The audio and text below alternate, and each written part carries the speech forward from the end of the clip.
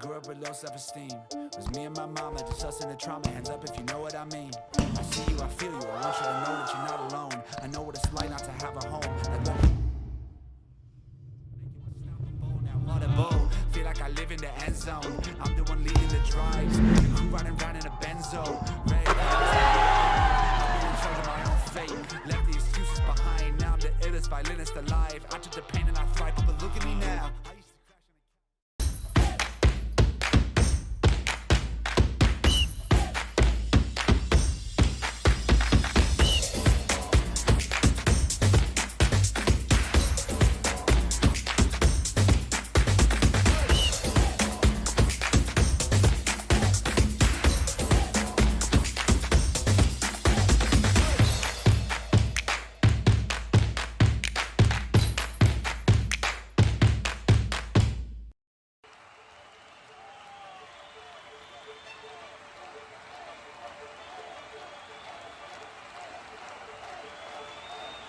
A good futsal player has to be intelligent.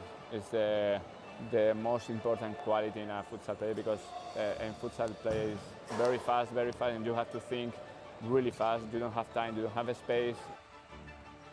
They have to enjoy the game. This finally, futsal or football or basketball or tennis, it's only a game, so they have to enjoy.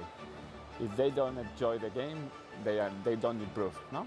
They know that we know as coaches that every day is good for improving your level, so you have to work hard every day. It's detail, it's important for improve your career. The group is the key of success. If you don't have a union group, you can win some matches, you can win some tournaments, but finally you don't win the World Cup or you don't win the European Championship. You need a strong group and everybody go in the same direction. The futsal is totally different than in Europe or in other countries. I think there are good levels here in Australia. There are good players, so they have to work hard. And maybe in the future Australia is in the top.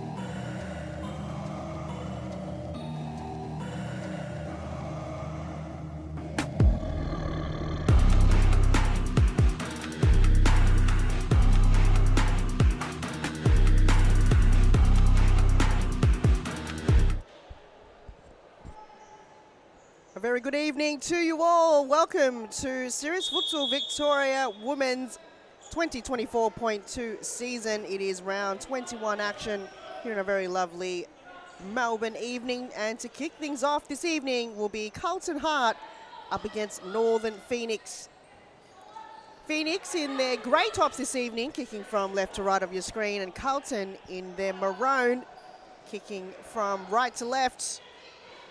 My name is Han Solo. I will be bringing you all the action this evening. And what an exciting week it has already been. Sunday evening we did see round 20 action here in the Series Futsal Arena, where Northern Phoenix had quite a huge loss against Melbourne IQ, 11 goals to nil. So they're looking to bounce back after Sunday night's game. And Carlton Heart, wow, they were very close until the very end against Fitzroy, only losing by 1 goal. It was defeated 3-2 on Sunday evening. So it would be quite a big matchup here this evening between these two squads. Phoenix situated currently 7th on the ladder with 5 wins and 13 losses, where Carlton currently in 9th place with 2 wins and 16 losses. So on paper, you feel Northern Phoenix could be the better team, but Carlton may have more of the experience. I'll take you down the lineup for this evening's game. We're just on the ball now. Number 4, Miller Best.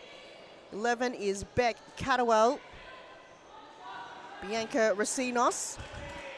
As Cadwell open things up early here in Series Futsal Arena. Within 2 minutes, they open up the scoring. The start that Carlton absolutely requires in tonight's game. And the second one, back-to-back goals. We haven't even talked about the first goal.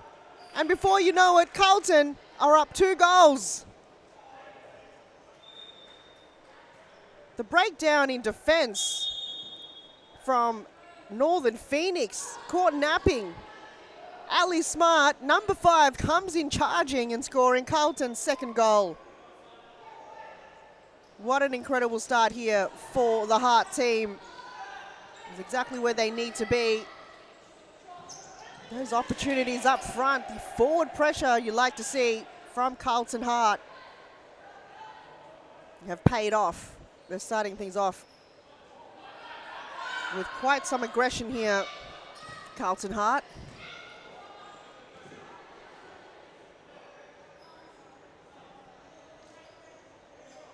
The starting 5 has just been so instrumental here for Carlton. You got Bianca Racinos, number 3, Ali Smart, who just scored the goal then, number 5, making her debut in the Carlton colours this season. We've got number 35 in the purple in goals.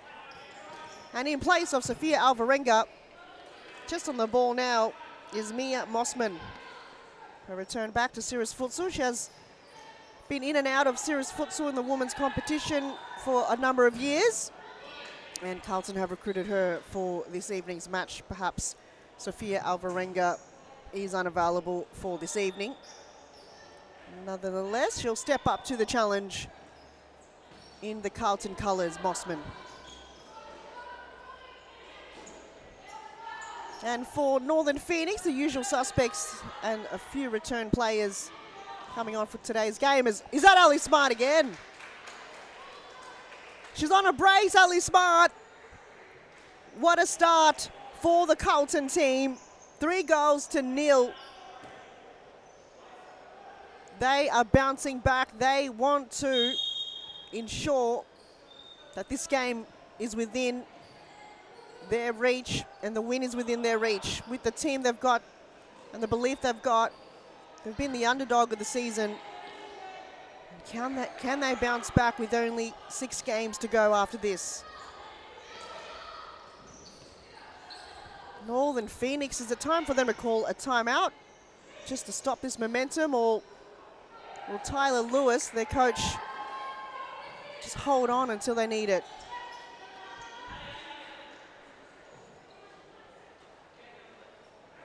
As a squad list for Northern Phoenix, we have Shanley, Alana Shanley, number 8. Annabelle Merjanos, the captain, number 2. We see the return of Lida Zamaya, number 9. And also Christine Hanna, number 14. In goals, Elisa Iado in the yellow. Best intercepts the ball, finds, looks like Archibald in the far post. She's repping number 22, just coming off the bench. Long throw from Iado. Racinos looks to find Archibald.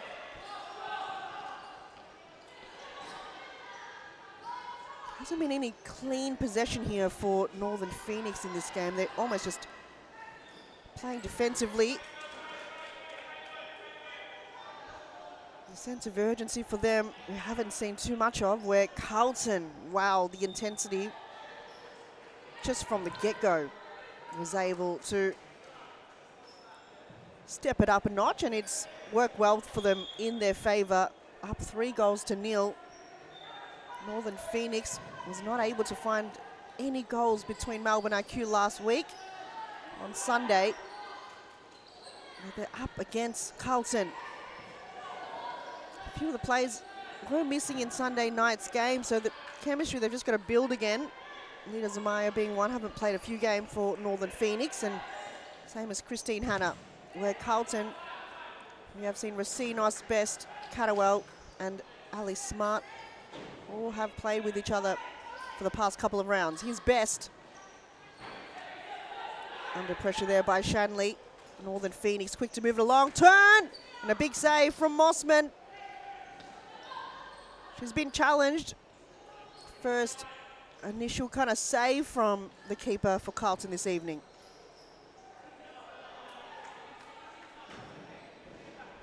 They're led by Coach Reese Intuisi. They haven't got Korea Aquino in this evening's game, so have to rely heavily on each other as opposed to trying to find a target like Aquino. Archibald looking to find Nat Abanis on the far end.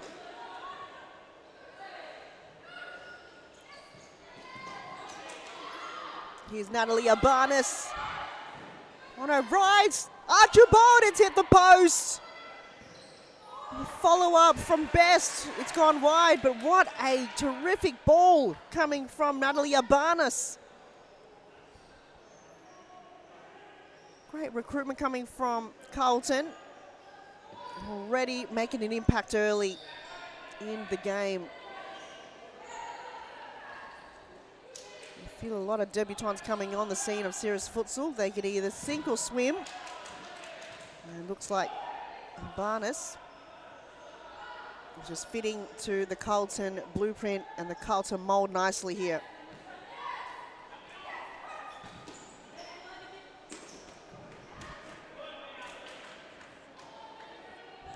There's Manoj Nouri with the headband this evening. The target role for Northern Phoenix have managed to find possession inside the D. But you feel Miller Best have ensured that she's been shut down at any cost. Northern Phoenix going at it again. And Mossman did not want to concede a corner kick, so it's going to be a side ball for Northern Phoenix. Annabelle Merjanos will bring it in, finds Hannah, switches it towards Zamaya. Under a little bit of pressure there, and Miller Best did well to shepherd. 13 minutes 45 on the clock in the first half of round 21 action. Carlton leading 3-0.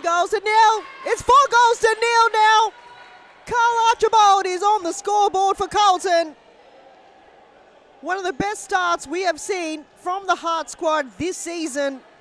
They are on fire and they are dominating here in the first half. Let's watch closely that replay again from Ali Smart. Oh, terrific.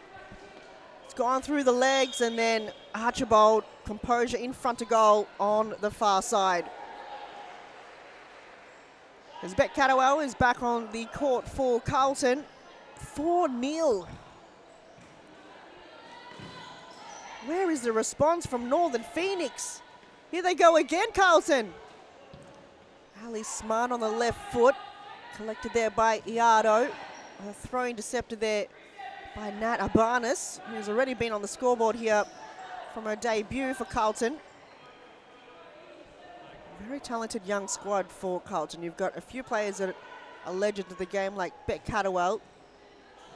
And you've got young players that are willing to learn, willing to step up to the plate, to the challenge. Got the speed and the agility. Here's Archibald. Wasn't able to lay it off to Abanis. It's going to go back to Catterwell. Nat Abanis! She's on her brace, on her debut for Carlton. Welcome to Cirrus Futsal Victoria. Let's have another look at it. A very open Nat Abanis. And executed well there on the near post. As a timeout's been called, it's Carlton.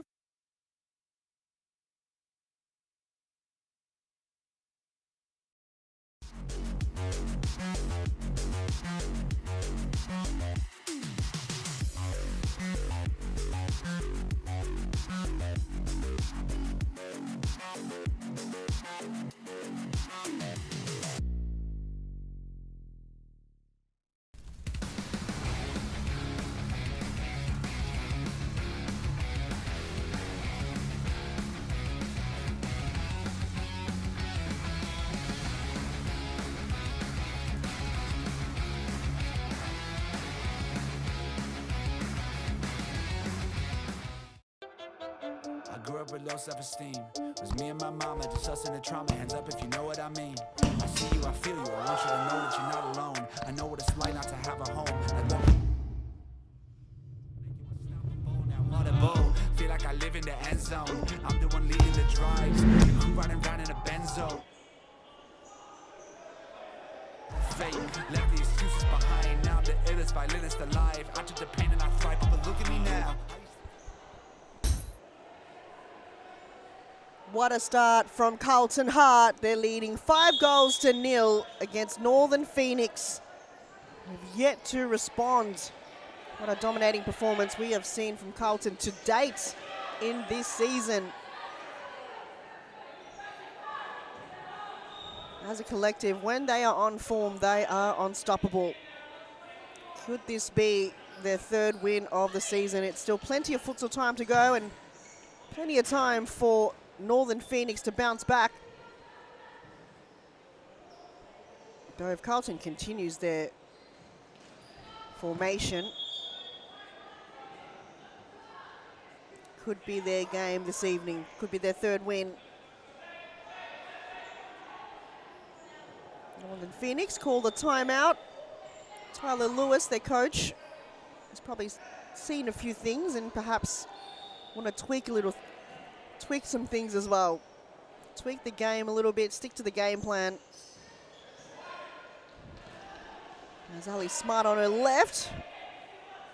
Alyssa Yardo had to outstretch herself on the left side. Corner kick for Carlton. Here's Bianca Racinos.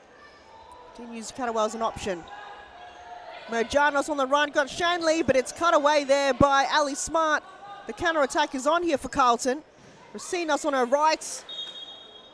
Last touch there by the keeper for Northern Phoenix.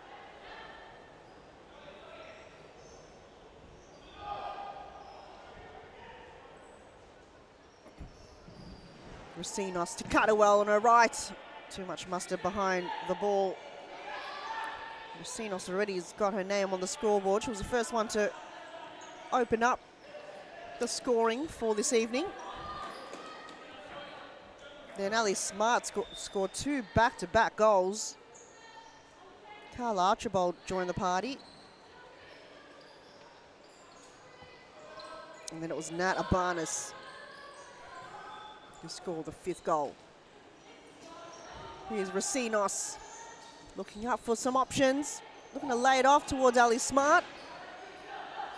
Too heavy for Smart to get to. 9 minutes 20 remaining in the first half here.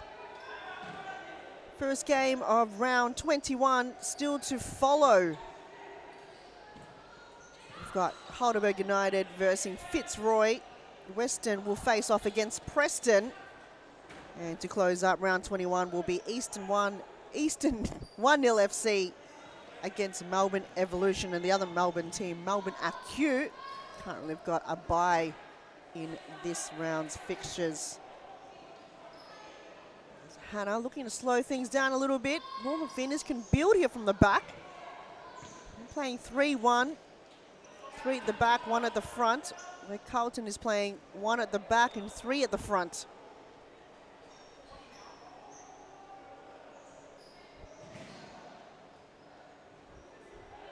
Side ball for Merjanos. Intercepted there. Racinos could go one-on-one with the keeper, and she does! She's on a brace! Bianca Racinos, with the counter-attack for Carlton, was able to be in a position one-on-one with the keeper. 6-0. Let's see if I could try to get that replay fixed for you to have a closer eye on that previous goal.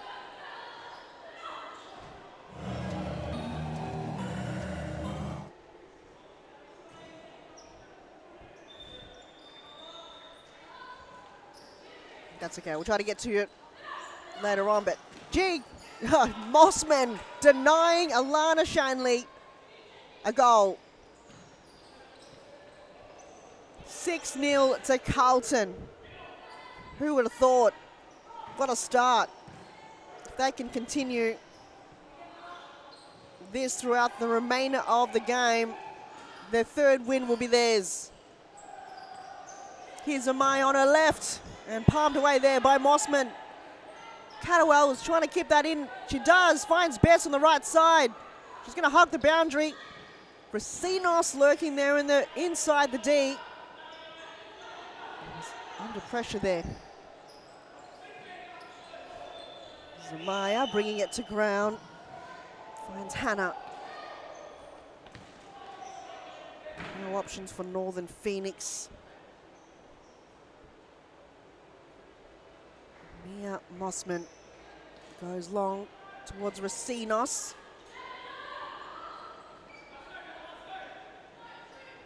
Left boot from Zamaya.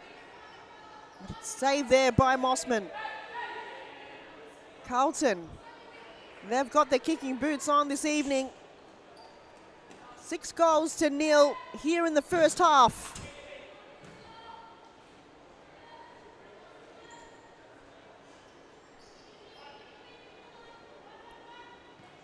So we've got the scoreboard back to you for those watching at home. Archibald.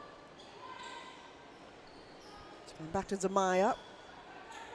Shanley was the target as Miller Best runs out of room, but it's still a Carlton ball with 5 minutes 50 to go in this half, and Carlton leading 6-0.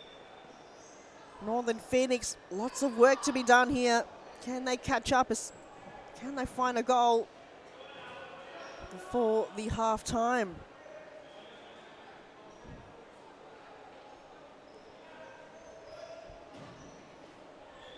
Corner kick, Ali Smart. Archibald was asking for it. Hannah got a foot on it. Moss went within range, looking for Archibald inside the D.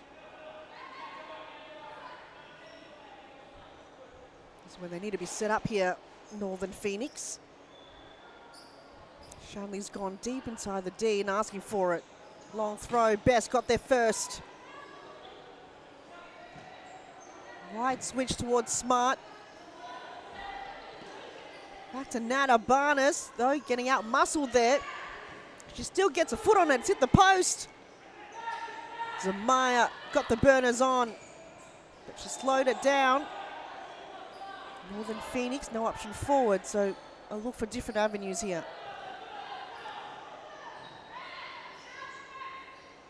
Trying to hold possession. Miller Best intercepts it again for Carlton. We're going to find Ali Smart in the D. An awkward footing there for Smart. 4 minutes 15 to go in the first half, and Carlton are playing their best half yet in the season. 6-0 against Northern Phoenix.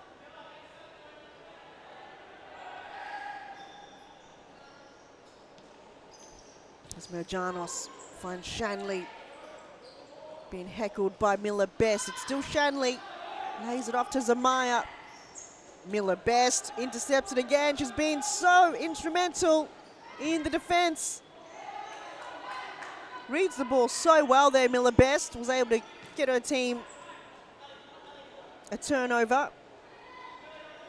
Mossman goes to right to Best. Back to Catterwell. That was creative.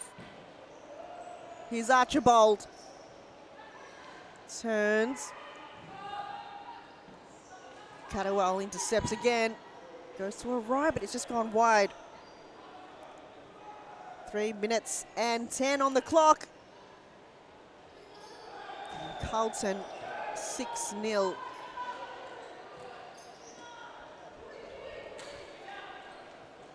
Here's Merjanos.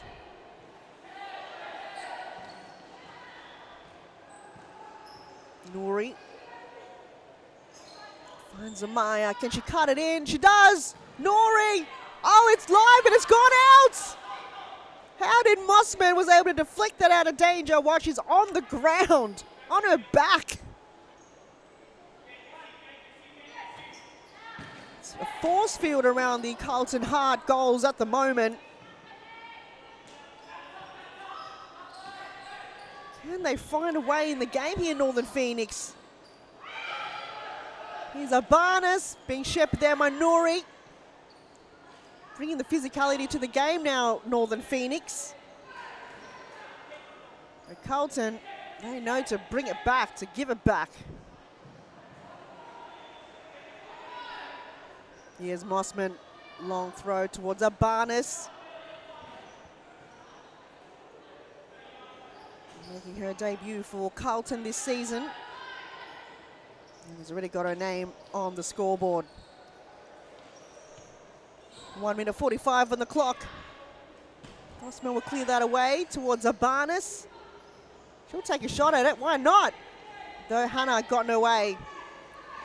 Nuri collects, but Carlton will gain possession back. Racinos. Just a wild shot, even though Miller Best was asking for on her left.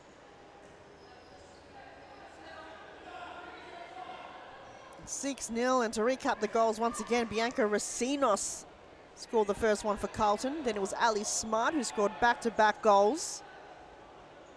Carla Archibald scored from a back post pass. Nat Abanas scored a brilliant goal, and then it was Bianca Racinos. Less than a minute to go. Can Northern Phoenix find a way into the game? Lots of work to be done in the second half. Tyler Lewis could perhaps already got some form of game plan. Could be something that he could direct his players in the halftime talk. Reese Intuisi. Very close between Fitzroy on Sunday evening. Goes to show, oh, there's the opening goal for Northern Phoenix. With only 15 seconds to go, they finally get one in the dying moments of the first half. That's where they need to cut it in. Break down the defense of Carlton. Otherwise, there will be no way through. Well, at least that will be some boost of confidence for Northern Phoenix. They finally found a way through and scoring their first goal. We'll take a halftime break. 6 to Carlton, 1 to Northern Phoenix.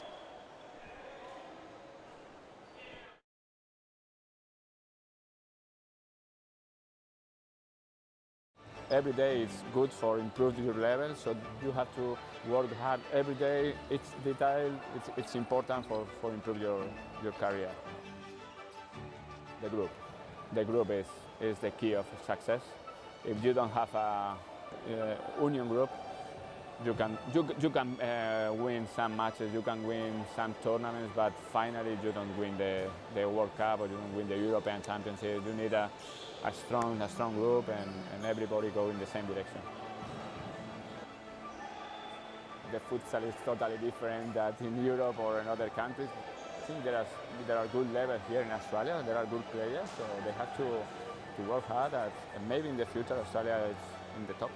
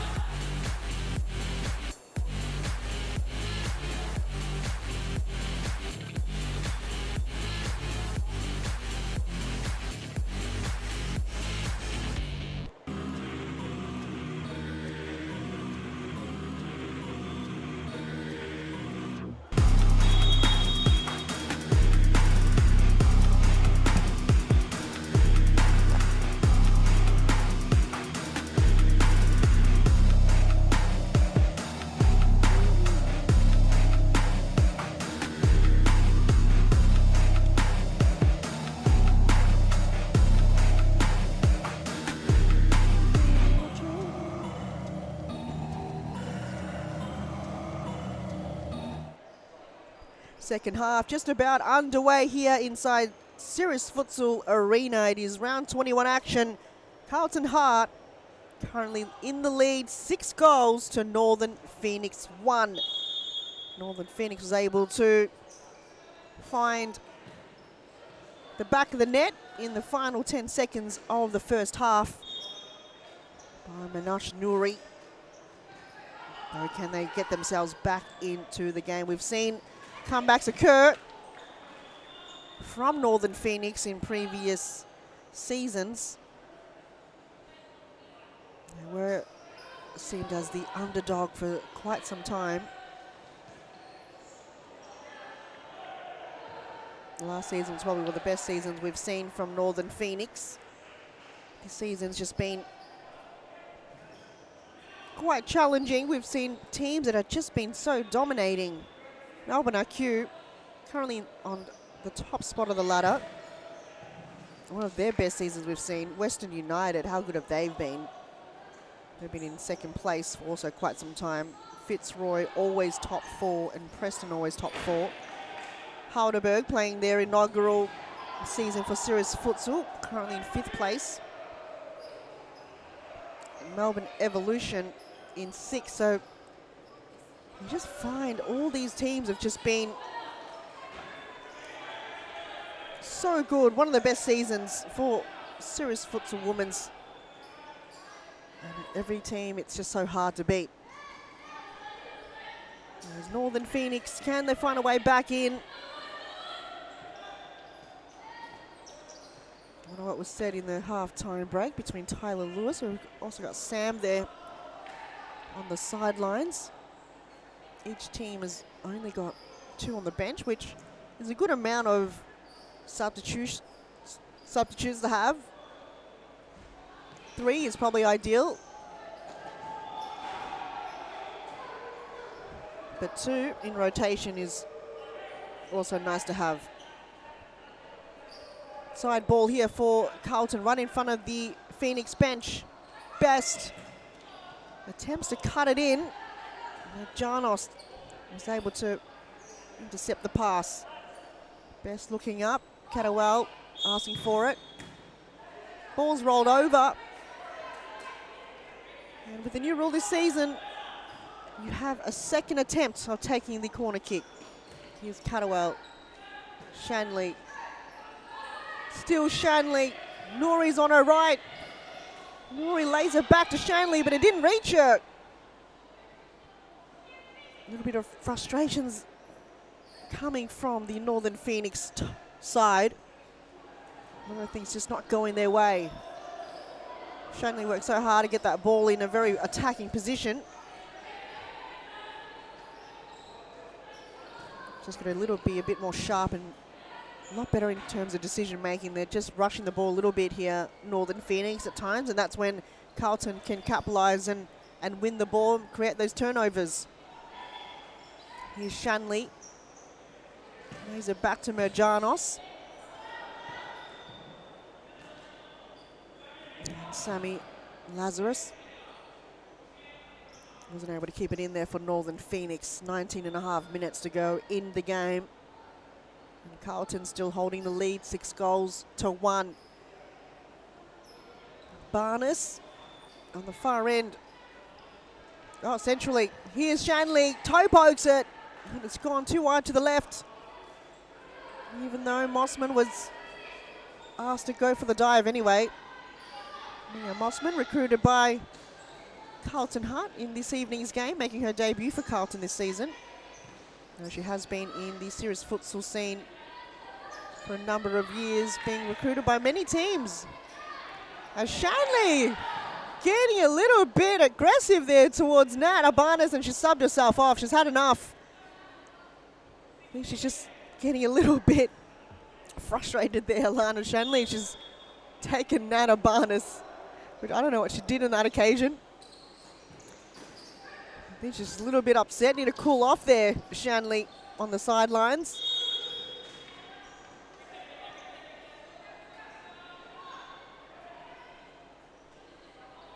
Looks like Alana Shanley might be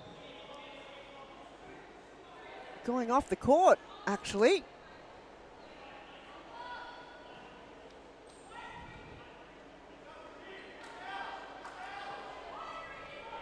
There's a free kick that's been given here to Northern Phoenix.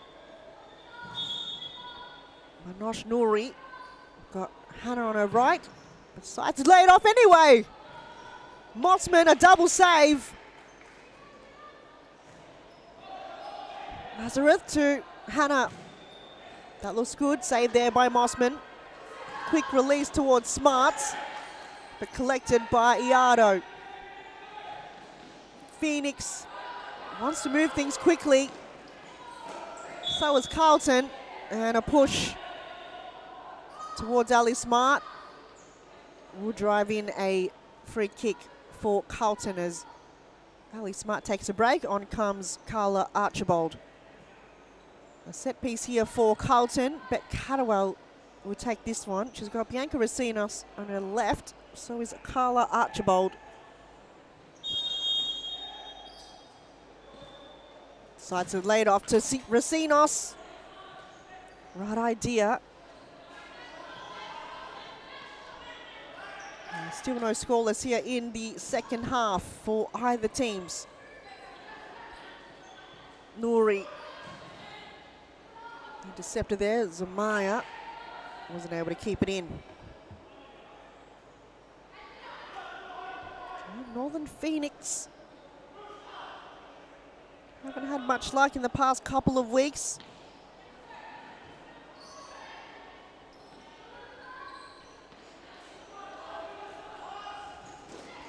And they bounce back. Here's Archibald. It's gone past the keeper. And she's found the back of the net the second time in this game.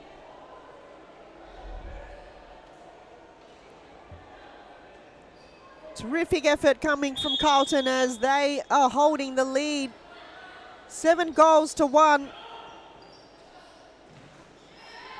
Northern Phoenix, as mentioned, haven't had a good spell in the past couple of rounds. I'm just going to double check when their last win was. It's been quite some time. think it was against Carlton in round 12 was their last win. It was 6-1. So what a turnaround. In 10 rounds, Carlton have flipped it around and they're now on the scoreboard as 7-1. Last time Northern Phoenix won a game was against Carlton in round 12. Since then, they haven't won a game.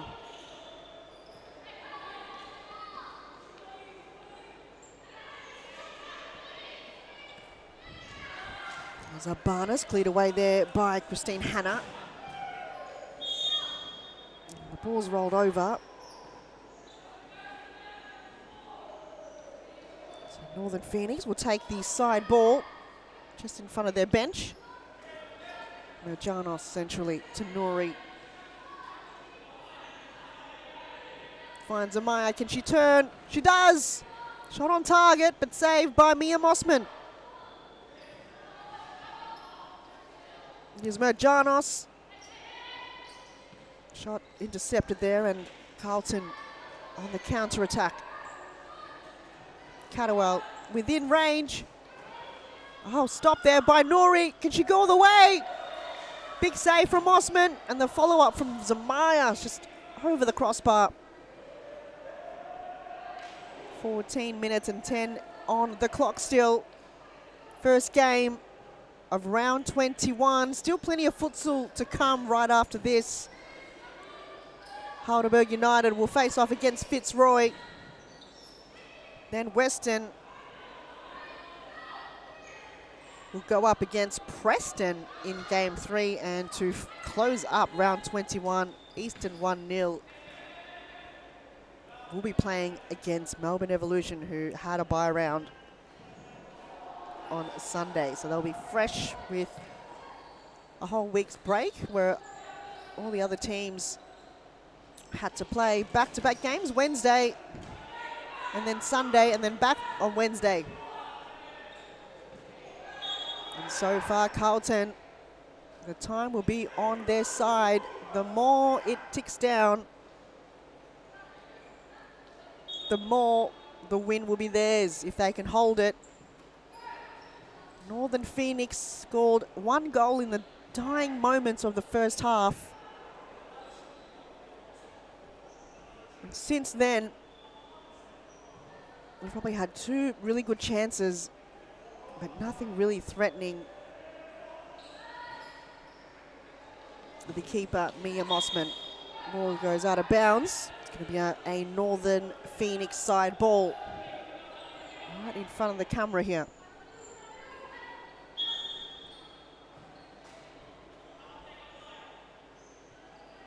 They move up about a metre closer to their goal. Zamaya cuts it in. Merjanos, awkward touch, but it looks like a corner kick will be drawn in for Northern Phoenix. Nori. Terrific defending coming from Ali Smart.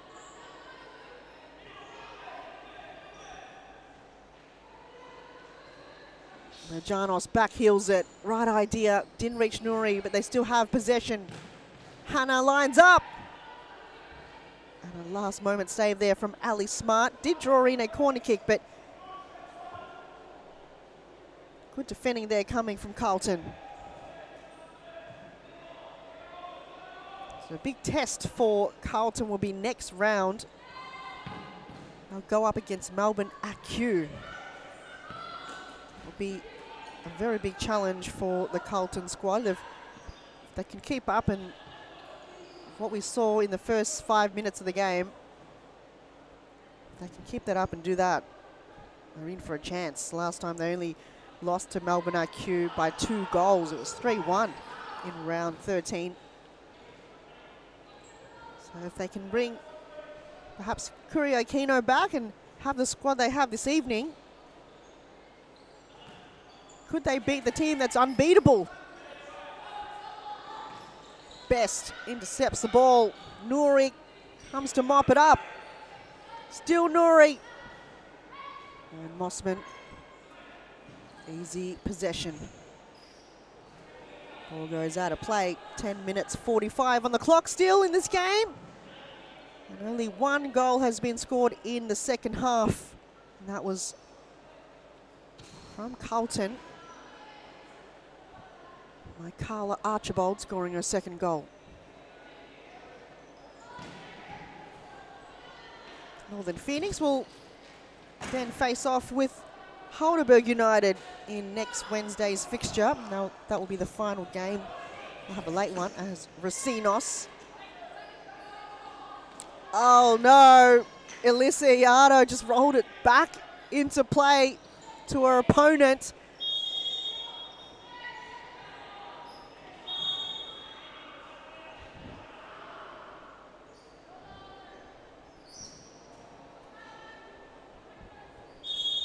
Free kick's been given to Carlton.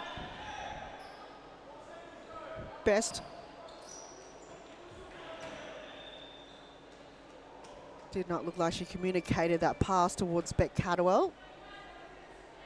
Northern Phoenix on 5 fouls. The next foul that will be created by Northern Phoenix will result in a 10-metre penalty kick.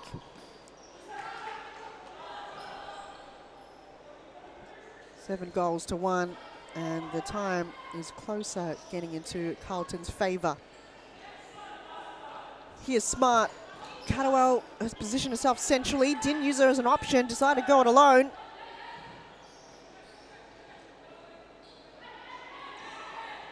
Here's Cadwell with so much experience. Smart on the far end. Ali Smart gets a hat-trick in this evening's game. What a performance, what a game she's had this evening. And the celebration, she'll be happy with that. Ali Smart scoring probably the most goals she has in a game this season on a hat-trick. She's pretty chuffed with that. She scored 2 back-to-back goals in the first half, probably within about 3 minutes of each other. And she's able to find the back of the net in that fashion, one-on-one with the keeper. Stayed very composed in front of goal. This is a very different Carlton side compared to what we saw when they versed Northern Phoenix in round 12. This is similar to what we saw Northern Phoenix. They change it around throughout the season.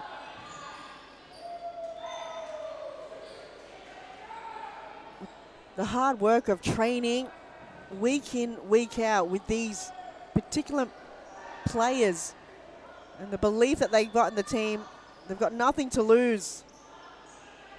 At one point they were getting defeated 20 goals to 0, but they've changed it around in the second half of the season. And you can just see each week they improve. Finally finding the connection, the chemistry between these players, the core members that we've seen been consistent in every game. But Cadwell we've seen in most of the games. If she's not playing, she's on the bench on the sidelines with Reese Intuisi coaching the players. Miller Bess has, I believe, have played every single game this season. Ali Smart have improved quite a lot. And so has Bianca Racinos. And on comes Nat Urbanis. Will she add to that list of players that have improved for Carlton? Here's Merjanos. Had to ask Mia Mossman to outstretch. Carla Archibald haven't had too much game time this season, though coming on to this game have scored 2 goals. So Carlton, if they are mentally in the game, nothing is impossible. They just can't let their opponent intimidate them in any way. Look at this confidence we see. Racinos on the run. Northern Phoenix, they've just got to find their groove back.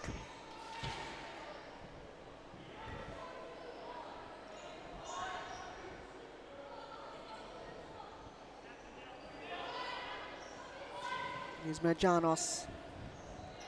They just looked a little bit lost here in this game here, Northern Phoenix.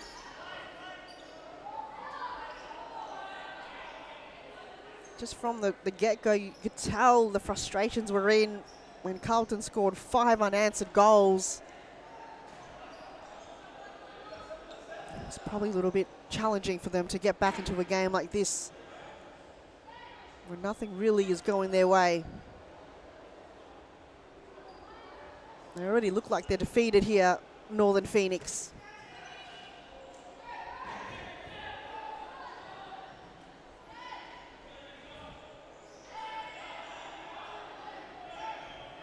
Here's Nori on this far side, finds Shanley. Marchanos essentially towards Lazarus.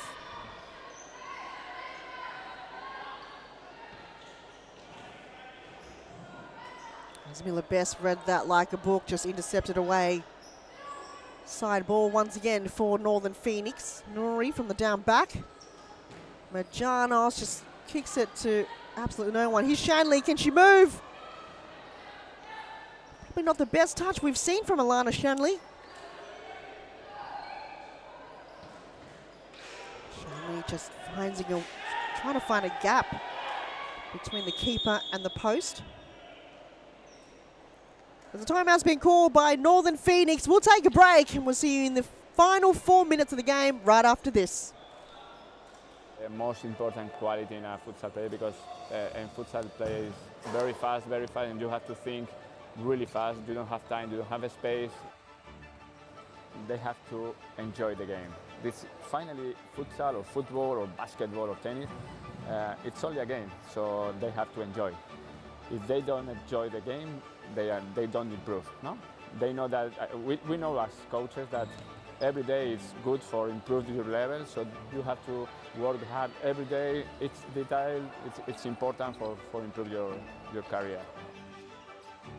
The group is the key of success.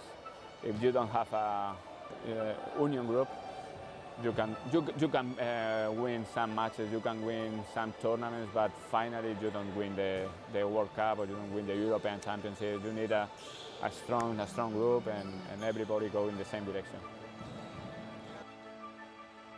The futsal is totally different than in Europe or in other countries. I think there are good levels here in Australia. There are good players, so they have to work hard. And maybe in the future Australia is in the top.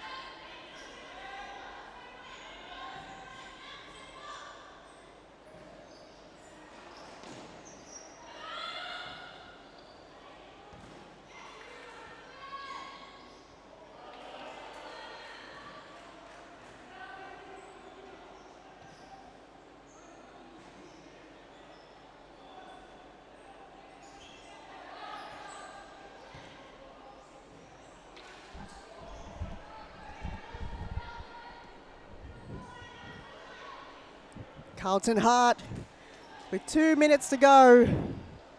They're 2 minutes away for their third win of the season here against Northern Phoenix.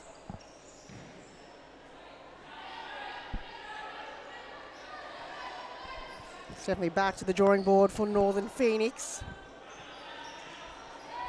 Haven't won a game since Carlton in round 12. So lots of work to be done for the squad with their 14th loss of the season. Bottom, I would say sixth position or less. It's been close, so is the top 5 in the competition. Though Carlton Hart are bouncing back here in the second half of the season and able to get themselves a big win against Northern Phoenix. It was just from the back-to-back 5 unanswered goals in the first half. I was able to get them that momentum and the confidence throughout the game, and it seems to be working well in their favour. Can they start off every game like this?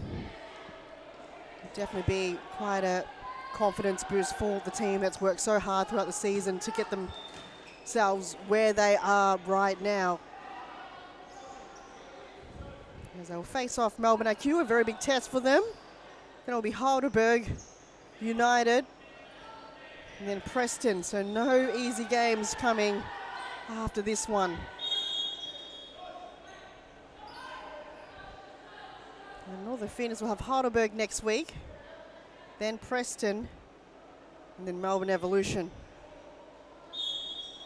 1:07 on the clock, first game of round 21.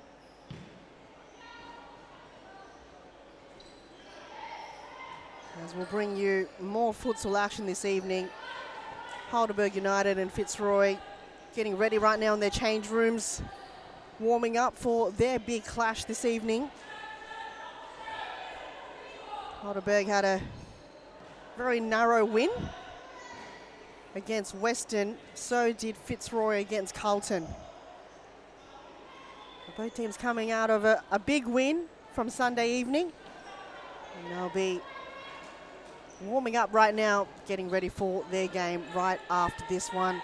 As Carlton, I wonder who the MVP is for this game. I would probably give it to perhaps Ali Smart. She's been good. Mila Best, even though she hasn't scored, she's just played such a crucial role as target, creating those counterattacks, but Bianca Rosinos has been good too. And so is newcomer Nat Arbanis. So I wonder who they'll have me interviewing in the post-match interview. Either way, they'll be pretty chuffed with their performance this evening. As Carlton Hart, one of their biggest wins of the season so far, 8-1 against Northern Phoenix. Congratulations to them, 3rd win of the season to Carlton Hart. As game 1 of this round concludes, we'll take a break. A post-match interview will come after this. And up next, Halberg United against Fitzroy.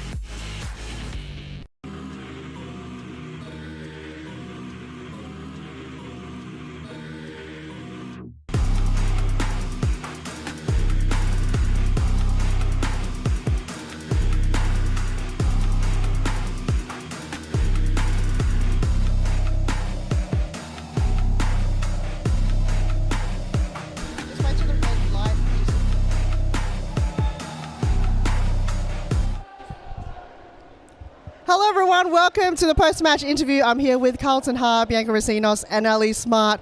Congratulations, third win. It must feel great. Yeah, it feels amazing. Well deserved by the whole team, yeah. It was a long time coming, and I know Reece is just as happy as we are. Yeah. You're one of the teams that just continue to build week in, week out. This is your biggest win of the season, 8-1. What kind of went into your mind coming into a game like this? Especially from last week, I think the whole team, our goal was not to concede, especially in the last few minutes. Losing to Fitzroy was very hard on us, and I feel like it is a long time coming, and we have worked so hard for this. And all the girls, those who are here today and those who aren't, who have been on the ride, it's been a long time coming, and I think just us putting in the effort at training, and it's just showing here at the ground, like we're doing so well, and we're building such as a squad, and just our connection as a team, yeah. Now, Ali, your probably best goal scoring to date. 3 goals is, a pretty good effort, especially those 2 back-to-back goals in the first half. What came about? Did that really boost your confidence coming into a game, scoring those 2 goals like that? Yeah, just scoring them for myself, I feel so pumped up. And when your whole entire team gets around you like we did, it just makes energy is unmatched, and it just feels so good. And it's good to have such a supportive team. But yeah. Talking about support, you've got your mascot here in this game. It must have given you a nice good luck charm. Can you talk us about your little mascot here? Well, it started off with Miller losing a bet and having to ride her into the change room today. So we thought we might name it Priscilla and bring it along from now on. So she's our lucky mascot, yeah. So, yeah. And I mean, we won, so Yeah, it did something, yeah. We might have her on every game on the sidelines from now on. Yeah, just on the bench there, just hanging. Can't wait. I'll let you and Priscilla and your team have another win. Probably another trip to Nando's, perhaps. Definitely, yeah, definitely Nando's. Wonderful. Enjoy. Congratulations once again. And to the next game, don't miss it. It's Halberg up against Fitzroy. We'll see you then.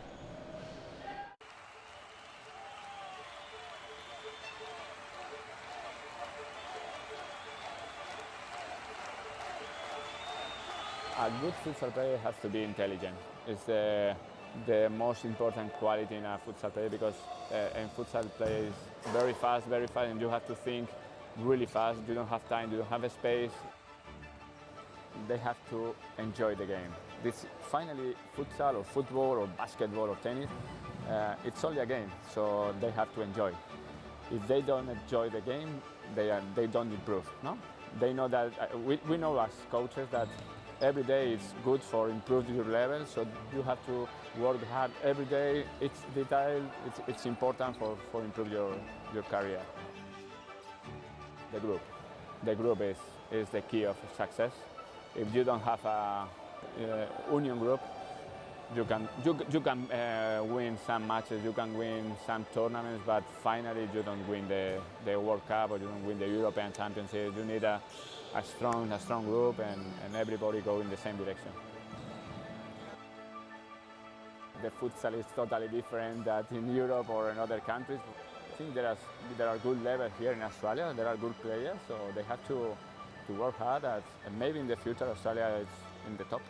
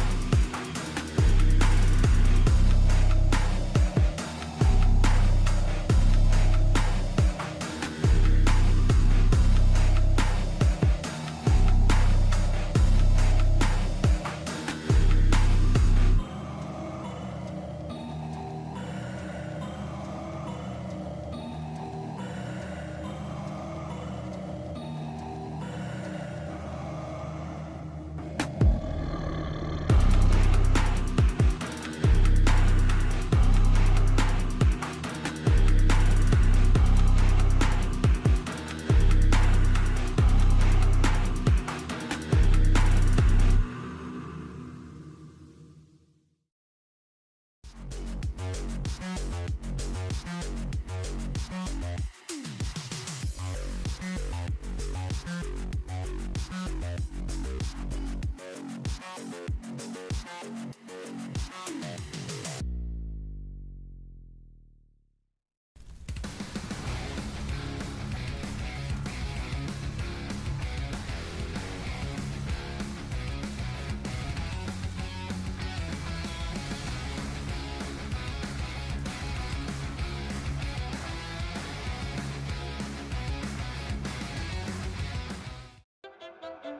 grew up with low self-esteem. It was me and my mama, just us in the trauma. Hands up if you know what I mean. I see you, I feel you. I want you to know that you're not alone. I know what it's like not to have a home. Hello everyone, welcome to Game 2 of Round 21 action. It's the women's here on Wednesday evening. As kickoff is just about underway. It's Fitzroy in the all black against Halberg United in the yellow and black. As kickoff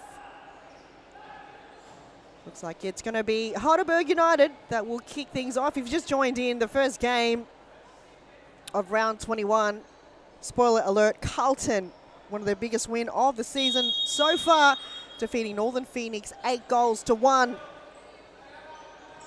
These two teams right now coming off with quite a nail-biter, close win on Sunday evening's fixture.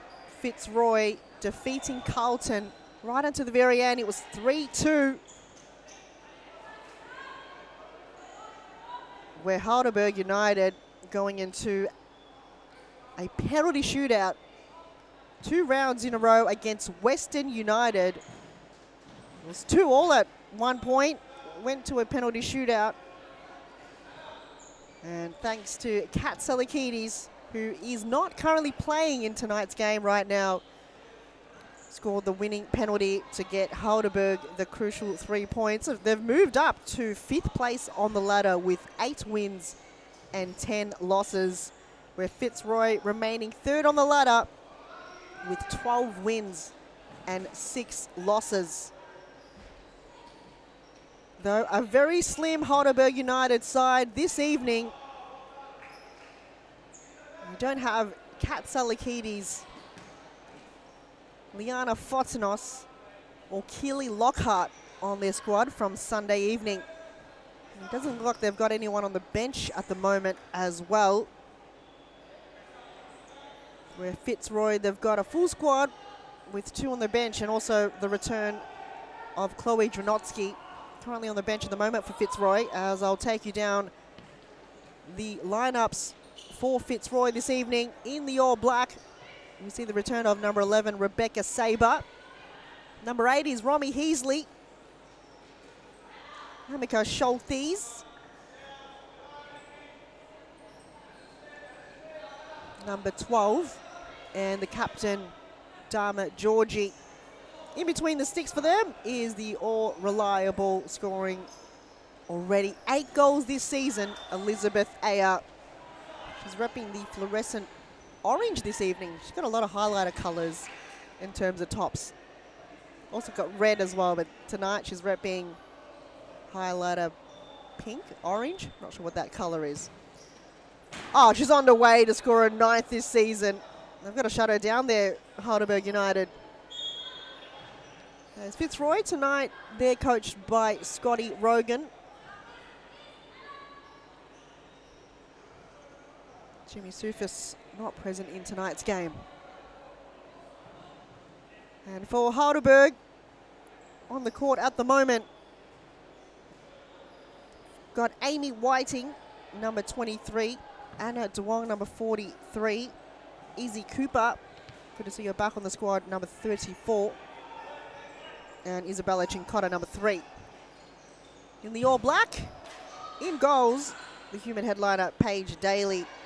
I do have Mariella Bagang on my squad list, so she could be a late addition to the squad. So far, they don't have anyone on the bench. The only person sitting or standing in that area right now is Costa, their manager.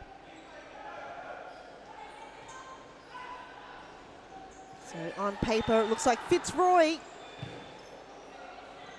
could go home with the win this evening. with the additional 2 players currently on the bench. And also the consistency of the team that they've got.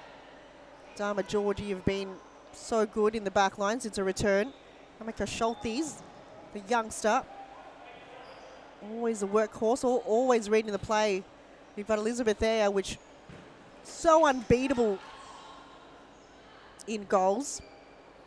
As Dharma Georgie takes a strike towards the goal, fingertip save there by Paige Daly, who's nursing a, looks like a sprained finger. I think it's her left finger between the pinky and the middle. I don't know what's that called. As Lizea lines up, it's gone wide to the right though. She will continue to do those particular set pieces. As Alana Burney's on the court for Fitzroy. Romy Heasley, you've subbed herself off. 18 minutes, 12 on the clock here in the first half. Round 21 action. It's the Women's Series Futsal Victoria 2024.2 season. Only 6 more rounds to go after this. And one of those rounds will be played on a Sunday evening fixture, as we just saw in the last round. That will be played on the 1st of December. As Fitzroy will build up the play, they will maintain possession as much as possible and find different options. Here's Byrne looking to centrally the ball towards Schultes. Saber will bring it in. Lays it back to Byrne, to Aya. Pass towards Byrne probably wasn't the best, so still 0-0 here. Chincotta, Cooper. Big save there from Lizea on the edge of the D. Now it's an endurance battle. There's no bench so far for Halberg United. Very slim squad in this evening's game. Best not to concede at this point in time whatsoever.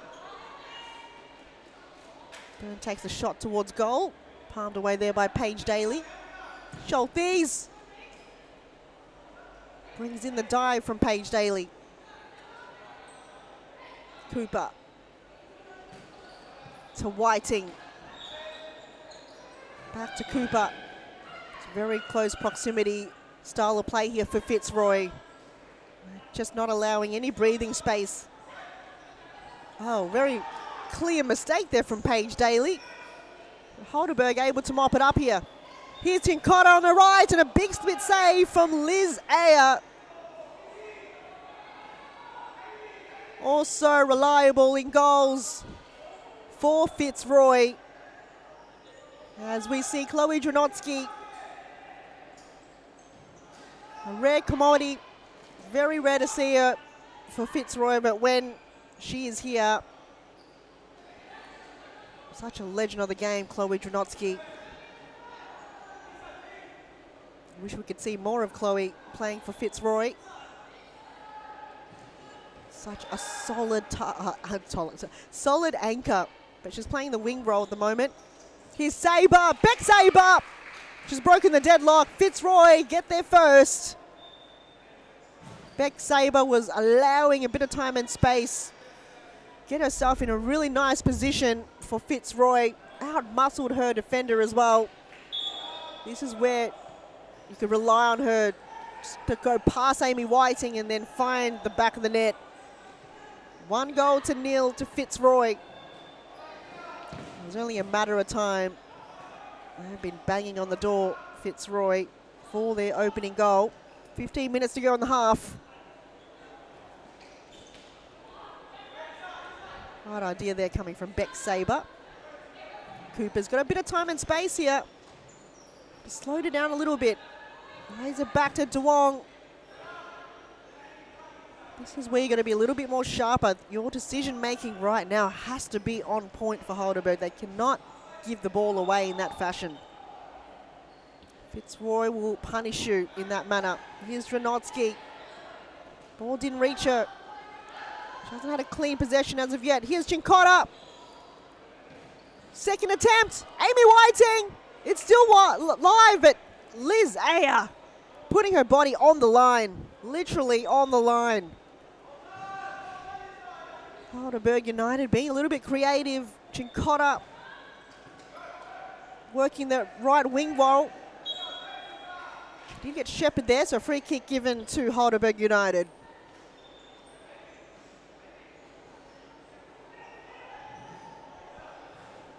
So will it be a similar affair? Looks like Fitzroy finishing off where they, or continuing off where they ended up in round 12. They defeated Halberg 7-3. Will it be something very similar as Amy Whiting looking to go low to the left? Lizea got it covered. Here's Whiting. And it's gone in the front of face of goal. Still no sign of Mariella Begang with 13 minutes 20 on the clock. No break can be given to any of the Halberg players as of yet, where Fitzroy have got 2 on the bench. So they can utilise the bench whenever required. Oh, and a toe poke from Chloe Dranotsky from all the way back from the halfway line. She's definitely got the distance there. Halberg have got to reserve their energy throughout the game. Speaking of reserve energy, Costa has called a timeout break. We'll take one ourselves and plenty to come right after this.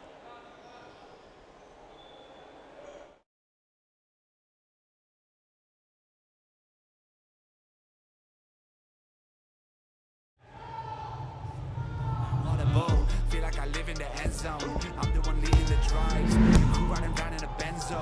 Red I'm in charge of my own fate. Left the excuses behind. Now I'm the illest violinist alive. I took the pain and I thrive, but look at me now.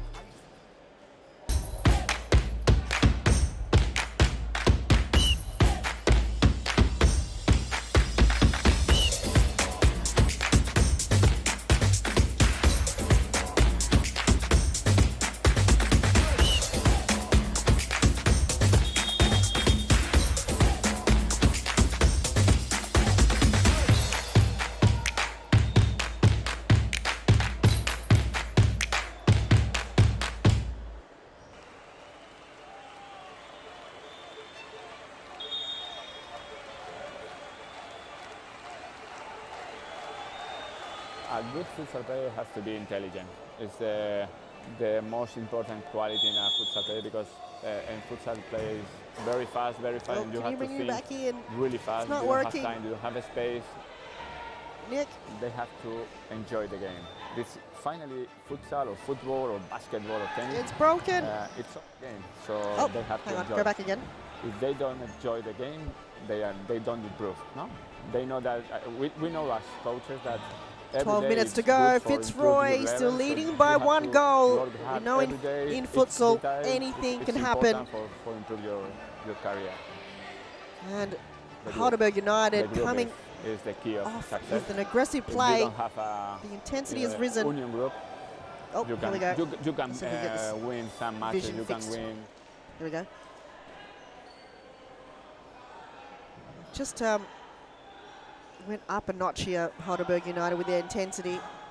Though they have to reserve it as much as they can. They currently have no one on the bench at the moment. Easy Coopers have joined the squad, though since Sunday evening, Halberg United are missing Liana Fotinos, Keely Lockhart and Kat Salikides. So a big ask for the Halberg players in this evening's game. Fitzroy have seen the return of Chloe Dranotsky and Rebecca Saber joining the squad, and Alana Byrne since Sunday evening's fixture.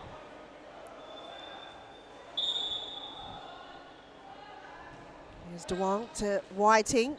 Under pressure there by Saber. It's going to go back to Anna Duong. She's got no options, so it's going to be a side ball for Fitzroy. As Liz Ayer. Oh, just got such a pocket rocket on her. She's just getting better and better on target each and every time. It's low, it's fast. And as a keeper, you've always got to be on your toes. Good thing she's got the fluorescent top on, so you know where she is at all times on the court. Can't miss her. Halberg United's got to shut that down. Cannot allow Liz Ayer any time and space. Underarm throw. Janotsky got in the way. Again, very also reliable and experienced anchor for Fitzroy and to the game. He's up there as one of the few remaining anchors in the competition, but Cadwell being another. Jessau up there as well. As Paige Daly with a footy kick, intercepted there by Chloe Janotsky. It's cleared away. Right idea from Paige Daly, but you probably have to be a little bit more height on that to go past any defenders. Jamal just takes a short break, tying up her shoelaces. Looks to find Whiting on the volley. 9 minutes to go in the half, and Fitzroy are holding the lead.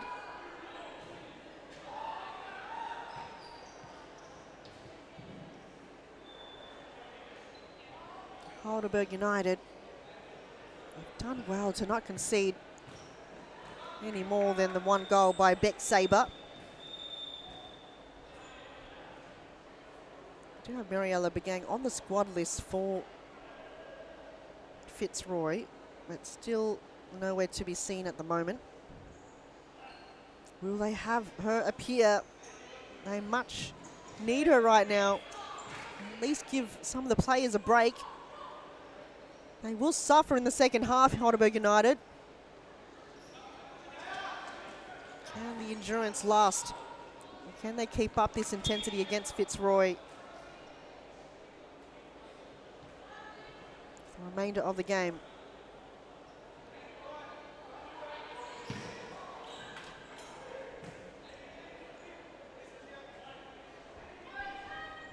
Long throw from Paige Daly towards Whiting. Defended there well by Dharma Georgie.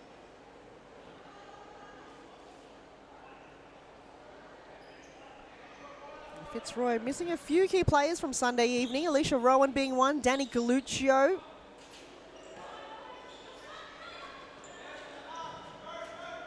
Not present. Just a wild shot there coming from Cincotta, hoping for a teammate to get there. Byrne switches it wide to Heasley. Fitzroy will play it back to Georgie. Intercepted there by Cincotta. She did well. Byrne comes back to collect it. Ball is still live. And Cincotta wasn't able to keep it in, though it's still a Halberg ball.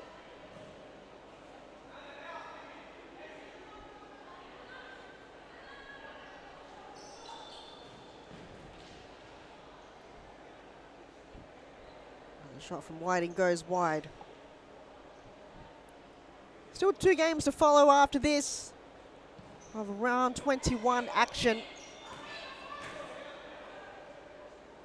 Into the second game. First game was Carlton up against Northern Phoenix. Carlton winning 8-1. The game to follow this one will be Western United against Preston. That will be quite a big game. Don't miss that. And to close up round 21 will be Eastern 1-0 FC against Melbourne Evolution, who have just come off a bye round. 1-0 FC didn't have the best game against Preston on Sunday evening, losing 14-2. Can they bounce back? Because they did win against Halberg United last Wednesday in round 19 to go to a penalty shootout. So not their best game. We'll see how they go up against Melbourne Evolution, who lost against Melbourne AQ 4-1 in round 19.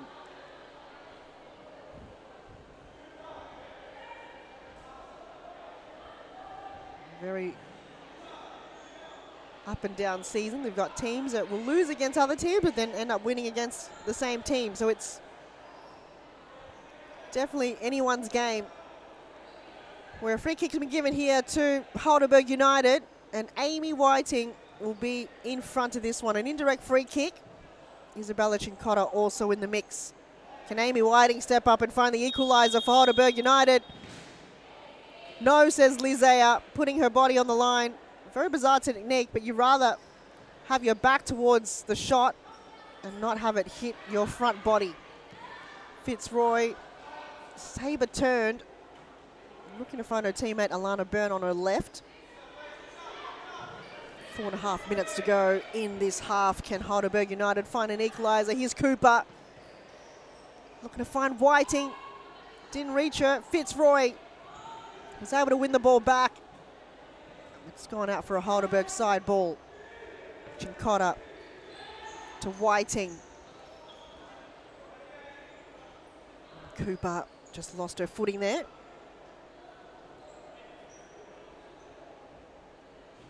Will we see Mariella Begang make an appearance in this game? This is when they need a substitute here, Halberg United. Futsal's a fast game and some of these players are fit.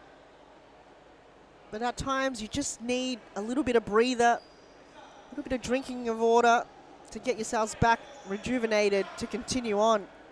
Fitzroy have got 2 substitutes on their bench. Lizea will line up again. It's curled! And a last moment save by Paige Daly. Again, why hasn't anyone from Halberg United have caught on to stop those long balls? Oh, Dharma Georgie. What a goal from Fitzroy. The near post. It's a curler. It's gone in a fashion. Let's watch that closely again. It's from a corner kick. Didn't look like Halberg was set up in a way. Bam! It's gone in the near post. 2-0 with under 3 minutes to go in the first half. And Fitzroy, it's been quite challenging. Halberg United have set up well in their defensive half. The structure's been great, but it just takes one little moment like that for Fitzroy to find a little gap to break down the defense of Halberg. Dharma Georgie, she'll be happy with that goal to get her team with a 2-goal buffer.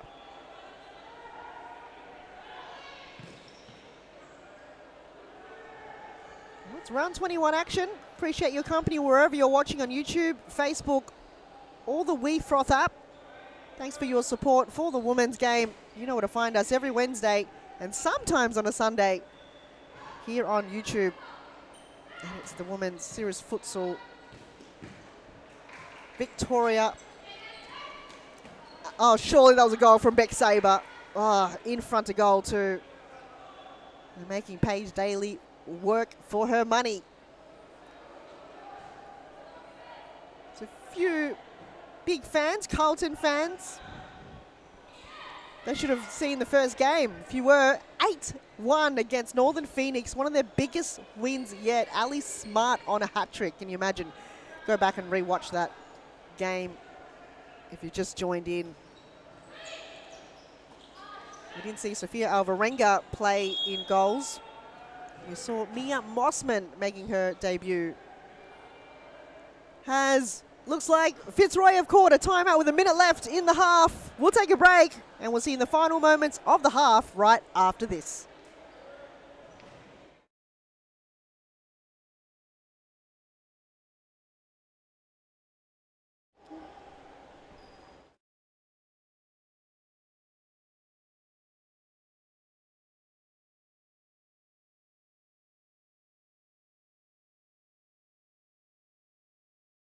Improve your career. The group is the key of success. If you don't have a union group, you can win some matches, you can win some tournaments, but finally you don't win the World Cup or you don't win the European Championship. You need a strong group and everybody go in the same direction. the futsal is totally different than in Europe or in other countries. I think there are good levels here in Australia. There are good players, so they have to work hard. And maybe in the future, Australia is in the top.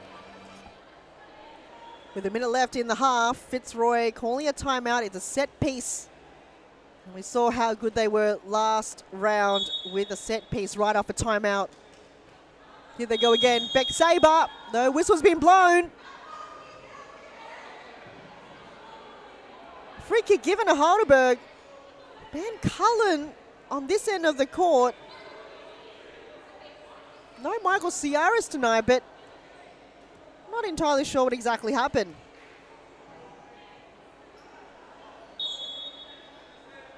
There was a potential goal there for Fitzroy that just been denied. May have been, not too sure, but it was, looks like a shepherd from Chloe Dranotsky towards Anna De Wong. That's all I can think about, where she was pushed. I don't know if it's the difference between a block and a push. Footy kick from Paige Daly. Looked pretty close, and the return from Lizea. Right idea. And with the strike of half-time, Fitzroy leading 2 goals to Halberg 0. We'll see you in the second half right after this.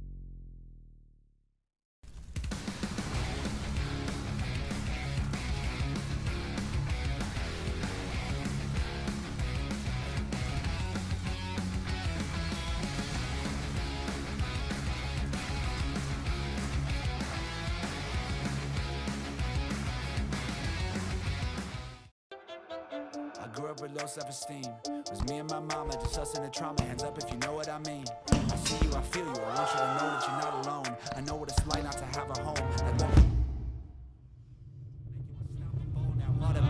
Feel like I live in the end zone. I'm the one leading the drives. The crew riding around in a benzo. Right? I'll be in charge of my own fate. Left the excuses behind. Now I'm the illest violinist alive. I took the pain and I thrive, but look at me now.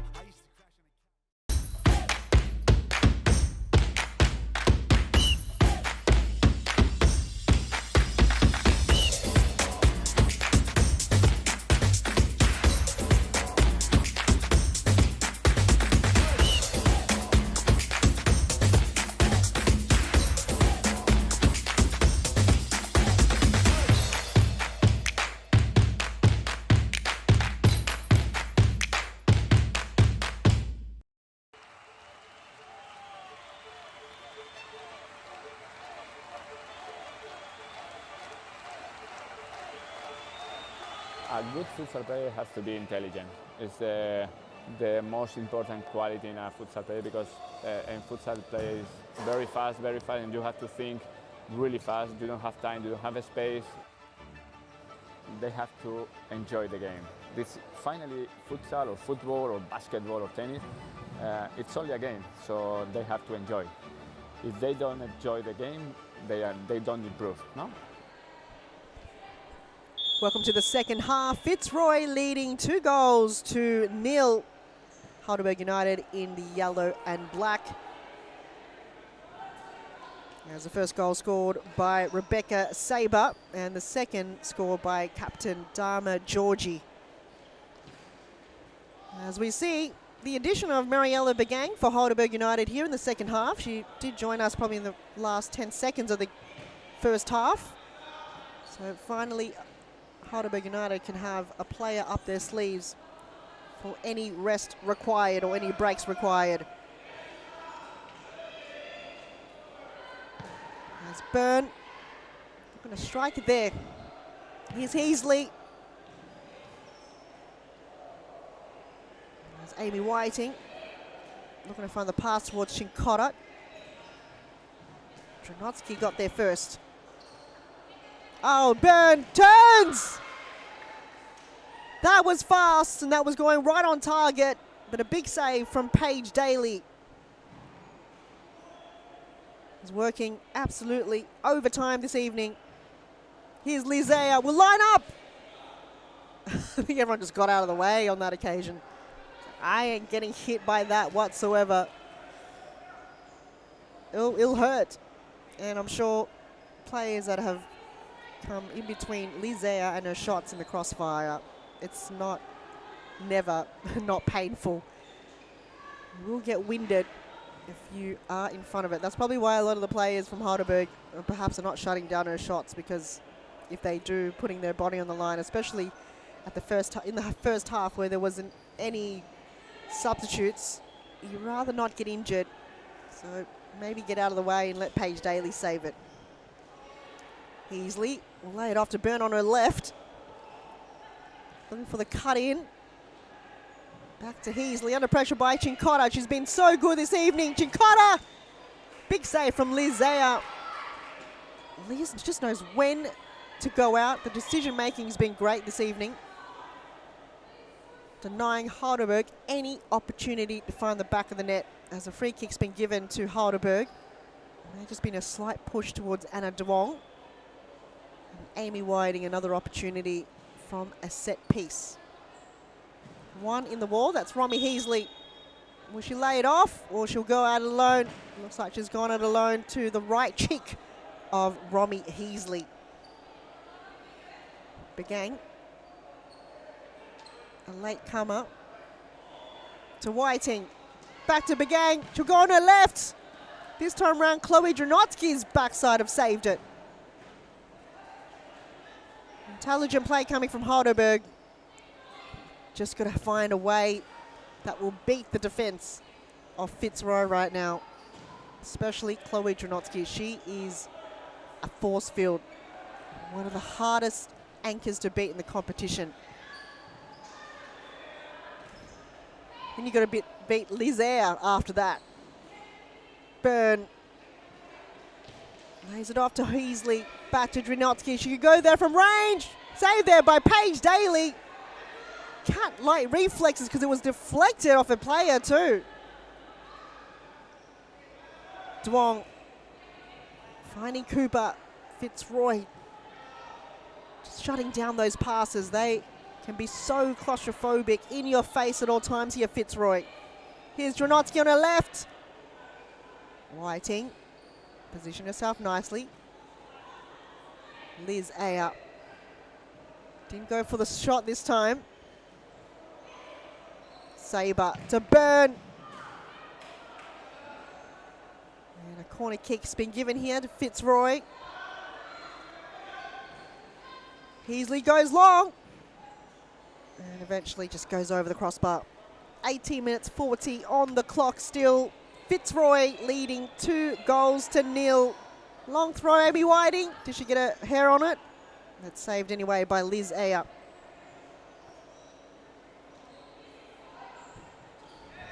Both of these teams coming off a very nail-biting win on Sunday evening.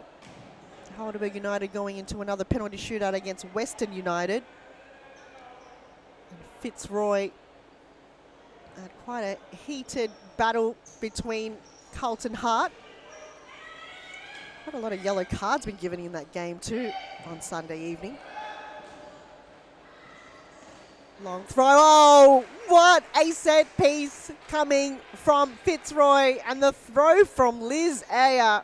Incredible. Alana Byrne was able to turn her body and able just to unlock the shot. 3-0 to Fitzroy. There's a well-deserved goal there. Liz Ayer, one of the biggest assists in the competition from a goalkeeper. Her long throws are always pin-perfect precision. She knows how to hit it, how to throw it in a manner that will reach her target. If the target, in this case, can't header it in, we'll find a way to bring it to ground, and Alana Byrne did it so creatively. Byrne again on the volley. Too much mustard behind that. 3 goals to Fitzroy, 0 to Halberg. Punched away there by Liz Ayer. 2 goals in the first half, and 1 goal 6 minutes in the second half by Alana Byrne. There'll be a clean sheet here for Liz Ayer. Schultes will hug the boundary on the left. Under pressure there by Mariella Begang.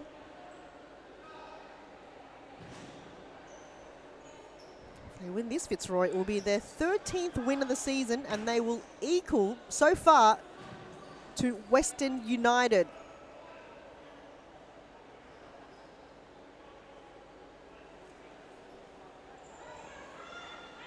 Western United 65 goals for. Fitzroy 86 goals for, but they've conceded 61. So it's 3 kind of points difference between them and Western United.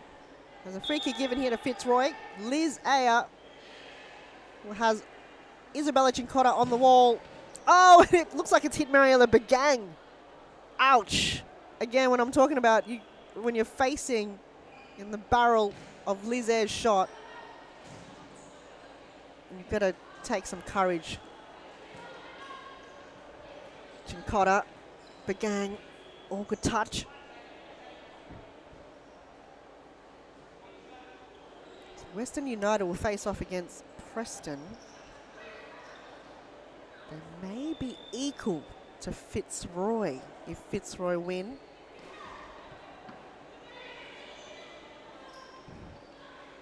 I wonder who takes what position on the ladder. Only Weefroth can figure out the algorithm for that. And if Western United win against Preston this evening, they will remain in second place.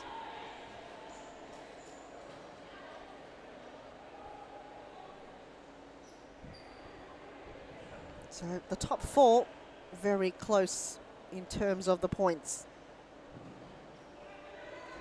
14.5 minutes to go. Halberg, can they find themselves back in the game? On this occasion, in this game in particular, they don't have Keely Lockhart to save them.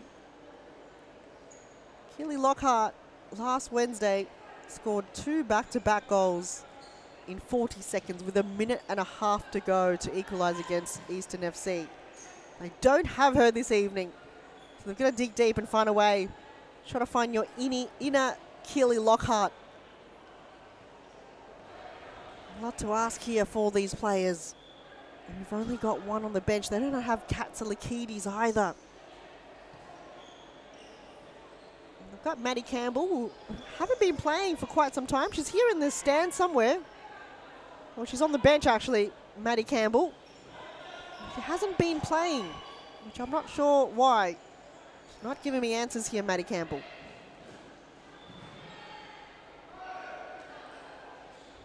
A long throw from Paige Daly towards Mariella Begang. Hasn't really been on point here, Paige Daly, with her long throws. Begang to Cincotta. Intercepted there by Georgie. She finds Heasley. It's going to go back to Georgie. Paige Daly came out, tripped Georgie. Lizer's appealing for the free kick. A little bit vocal there, Lizea. Schultes stole the ball off Chincotta, did well. Cooper back to Chincotta. Lays it off to Wong. Trying to keep the ball alive here for Halberg, but gives it away to Chloe Dranotsky. She's within range. And Sabre looking to find something on her left.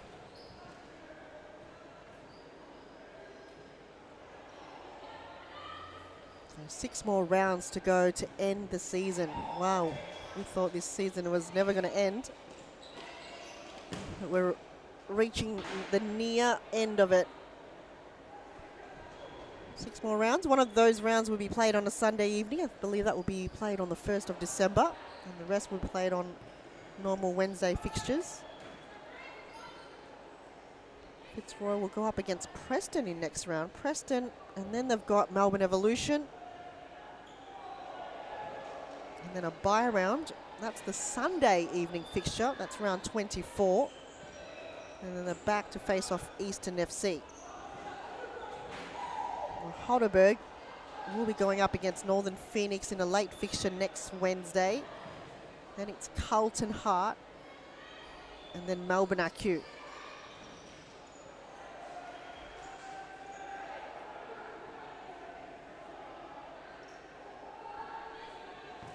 (11:20) on the clock. Here's Dharma Georgie on the right side. Paige Daly happy to let that go out of bounds. Halberg United still yet to find the back of the net and on the scoreboard.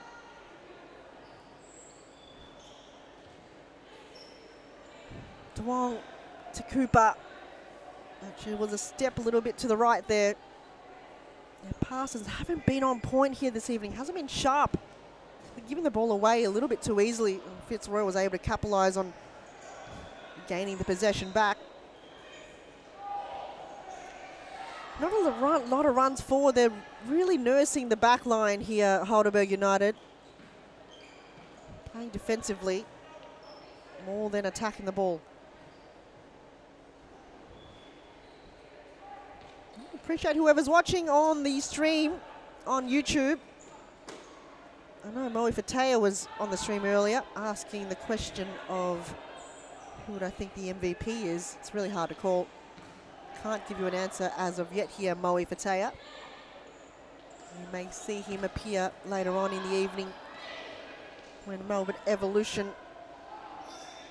will face off against Eastern FC. Still yet to see the return of Beck Davies for Melbourne Evolution. She's been nursing an injury for quite some time. And Hudson, always on the stream where possible. Always big fans of Halberg United. Big fans of Mariella Begang and Amy Whiting and Hudson. Thanks for joining us this evening. Thanks for the facts about Mariella Begang. Can she score one? She's giving it to Anna Duong. To Begang. There's a goal. They finally found the back of the net. Anna Duong and Mariella Begang, the dynamic duo up front, was able to go 2 against 1 against Elizabeth Ayer. Unselfishly passed it to each other. There was nothing Liz Ayer can do, and Mariella Begang and Anna Duong was able to compose themselves in front of goal. 3-1 with 9 minutes to go in the game. Can the comeback be on? Again, they are missing the comeback queen, Keely Lockhart from Halberg. This is where you need Keely Lockhart to be on the squad for your team right now to upset the party of the opponent. When you think you've got the win in the bag under your belt, then here comes Keely Lockhart to score back-to-back goals, but they don't have her this evening, so Halberg United got to rely on each other now. They're going to do more like that. The counter-attack, get themselves in a 2-on-1 position between them and Lizea, and without a doubt, they can get themselves back in the game. It was just a breakdown in defence there for Fitzroy. Chincotta wasn't able to find Duong. It's going to go back to Oh, Dranotsky won the ball. I think she overpassed it towards Sabre. As a timeout's being called, we'll take a break. And Halberg United with the timeout. We'll see you after this.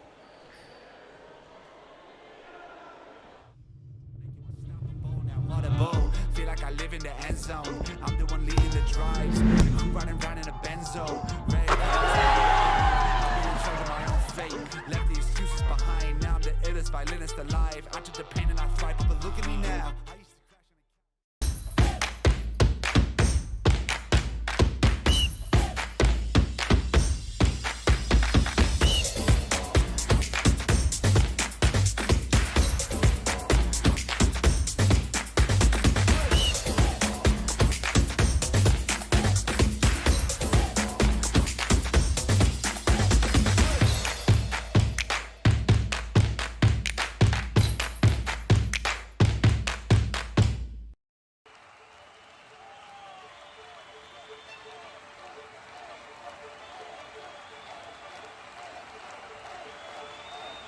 A good futsal player has to be intelligent.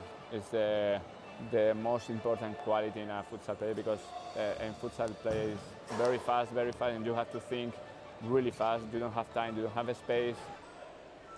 7.5 minutes remaining. Halberg United calling the timeout break as they finally found the back of the net by Mariella Begang and Anna De Wong.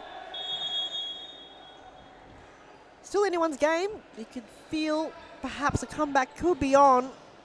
But Fitzroy, we know defensively how good they are, as Isabella Cincotta. Just been so vital in the front line for Halberg this evening. Running around in that forward half. Just heckling the anchor there, heckling Chloe, heckling Liz Ayer.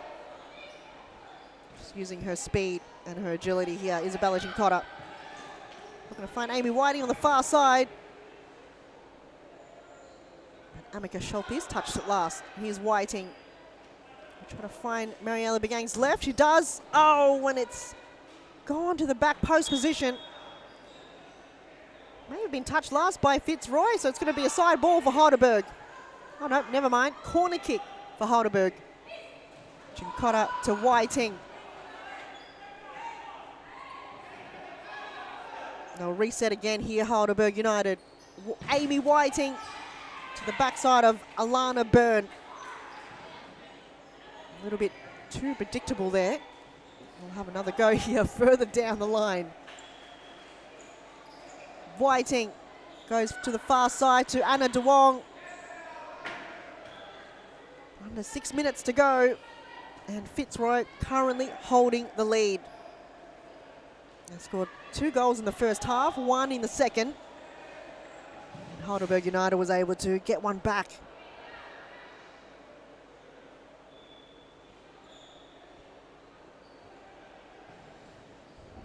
Fitzroy missing a few key players, Danny Galuccio being one. Steph Vonya. She doesn't normally appear for Fitzroy, but when she does, gee, she steps up to scoring 2 goals last week. What a performance, and 1 straight off a timeout break, a corner kick. She was able to score a goal. Steph Vonya, very underrated player for Fitzroy. I'd like to see more of Steph, hopefully in the remaining fixture of the year.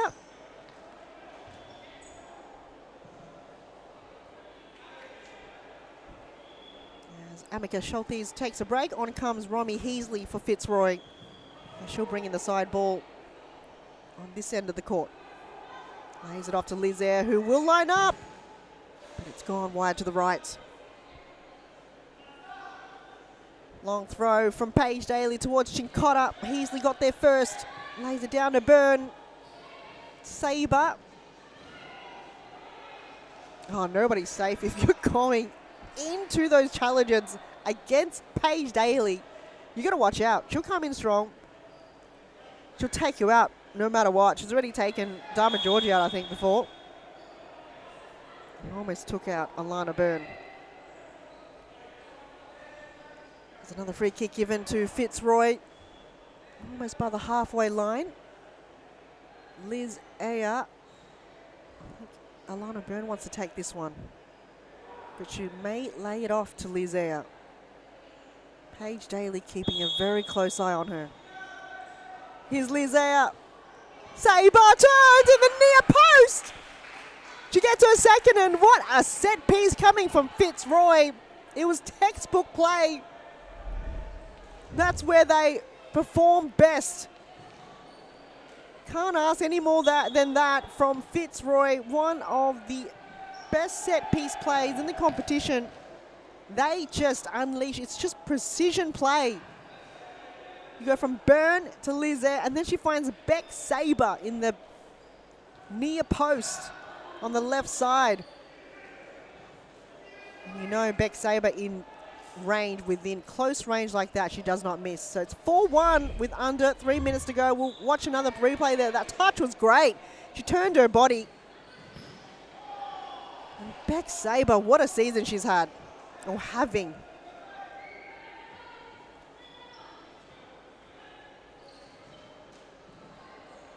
She's been missing in Sirius Futsal for quite some time, but when she comes back,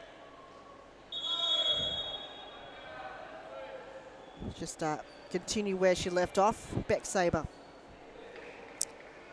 As Fitzroy have called a timeout. It's 4-1 here inside Sirius Futsal Arena. We'll see you soon.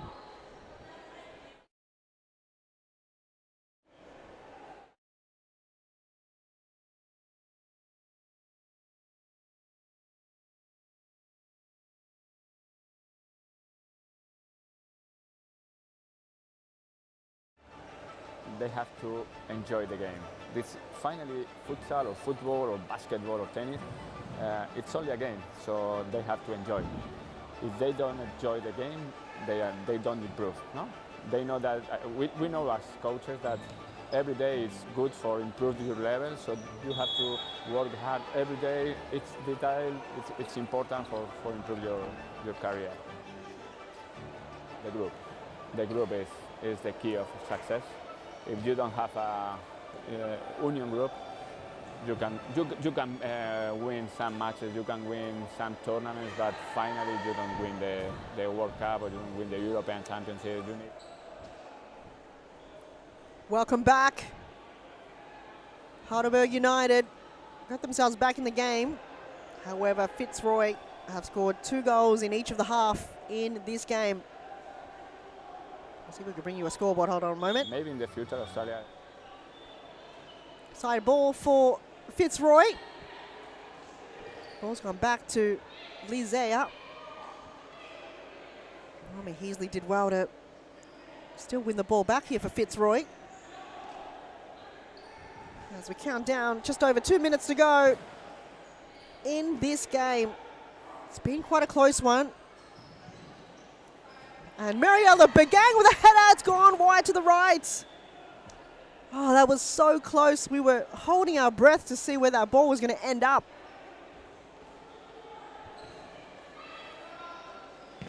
So Halberg United, it's just unfortunate they haven't got their key players like Kat Salikides and Killy Lockhart to go up against Fitzroy in tonight's game. They kept it close for majority of it.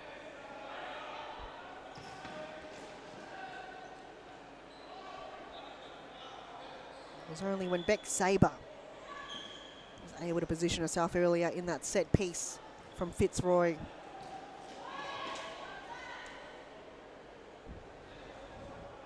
Beck Sabre scoring 2 goals this evening. She's played 7 games in this season, and that's her 13th goal. Not a bad stat there for Beck Sabre in her return to Sirius Futsal. Hopefully she'll return in the next season. There's De Wong, just cleared it away towards the stands. So a very slim squad here for Halberg United, but you see there a lot of crouching going on. They're almost out of breath. Can they hold it for another minute 14? Can they not concede here? Lizea chips it. Paige Daly will footy kick it into the ceiling, as always. If I had a penny for every time Paige Daly kicks it or throws it into the ceiling, I would have quite a lot of pennies at the end of the season. Intercepted there by Cooper, but Dharma Georgie won the ball back. Oh, the physicality from Dharma Georgie. It will be quite hard to win the ball off her. Anna DeWong a little bit overzealous there with the tackle. Free kick given to Fitzroy right at the edge of the D. An indirect free kick. Another opportunity to try to get the 5th goal here for Fitzroy, closing up the game. Hopefully we'll have a player of the match interview after this game, and then it will be Preston against Western. Schultes, it's gone wide to the left. 51 seconds remaining in the game. Underarm throw from Paige Daly towards Mariella Begang. Georgie skips hop past a few key players here for Halberg. Byrne, back to Dharma Georgie. Inside the D, back heel pass, right idea. Cooper looking for some options, finds Chincotta. 30 seconds to go. Heasley gets Shepherds out of the way. And it's a keeper throw in. Underarm throw again from Paige Daly. And Halberg will bring in the side ball with 19 seconds to go.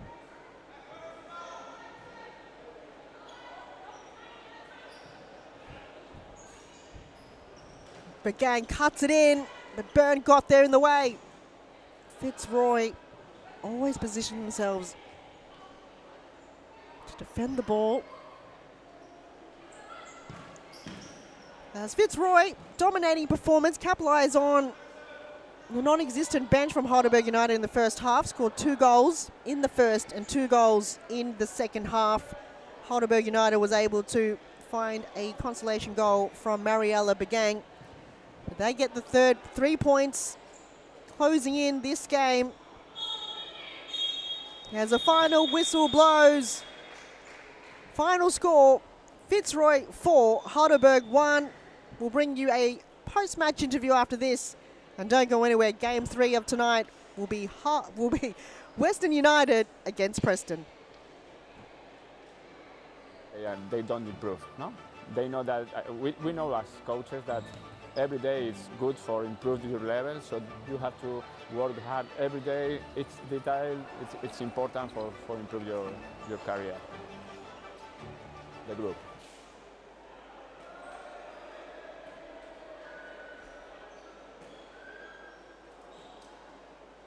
Win some matches, you can win some tournaments, but finally you don't win the World Cup or you don't win the European Championship. You need a strong group and everybody go in the same direction.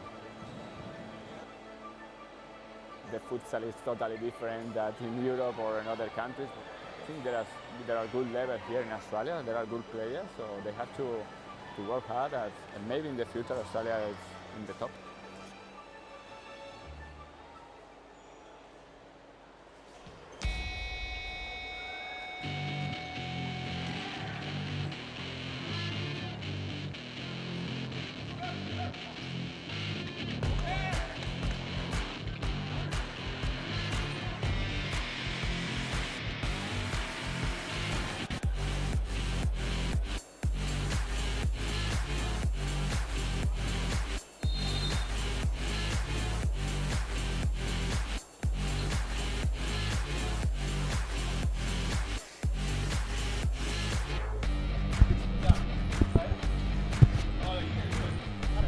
Try.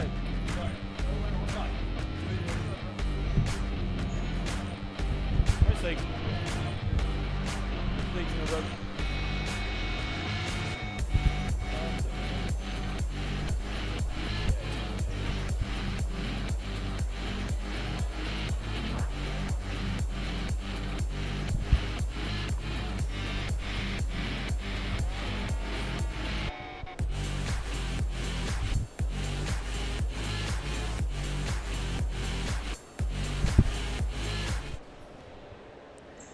Welcome everyone. I'm here from Fitzroy, Jimmy Sufis, manager. Congratulations once again on the win, Jimmy. It was a hard-fought one against Halberg United. Yeah, definitely not one of our better performances, but 3 points, 3 points. So we did enough to win, and that's the main thing. A few key players that were missing from Sunday's game. You got Danny Galuccio not present. Steph Vonya though, had to talk about her from Sunday. What a performance she had. Set pieces is probably one of the best in the competition from your team. Is that something that you work on perfecting and kind of executing in that manner?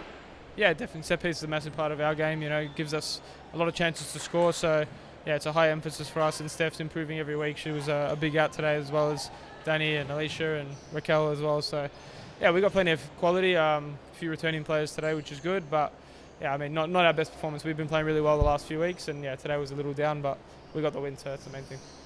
Speaking of returning players, Beck Saber, she is just such a reliable player. And that set piece that we saw from Alana Byrne to Lizaire to Beck Saber, you just have to give credit to her to know to position herself in those type of set plays. Yeah, Beck's quality. She's high talent, good pivot. She receives the ball well, holds it well, and has an eye for goal, which is always a positive in any league. The goal scorers always get paid the big bucks. So Beck's a talent and a pleasure to have in the team as well. I'll touch on Amica. She's just improved week in, week out. She's kind of goes behind the radar and under the radar of being a player that doesn't really perform in an outstanding way. But do you see her kind of improving with the team that you've got now and just keeping her on the squad? I know she's kind of borrowed from Phoenix, I believe, but is it something that you want to keep on board as a young player like that? Definitely not borrowed anymore, in my opinion. I think she's part of the squad and part of our future. So she's only 17 years old and come along in leaps and bounds since the opening few rounds. So yeah, she's improving every week, and that's all you can ask, and her game will go from strength to strength the more she plays with us. So yeah, excited for how her and Steph look in the future. Can't wait as well. Congratulations once again. Appreciate your time and all the best for the remainder of the season. Thanks, Jimmy. And it's Western up against Preston in the next game. We'll see you then. Left the excuses behind. Now I'm the illest violinist alive. I took the pain and I thrive, but look at me now.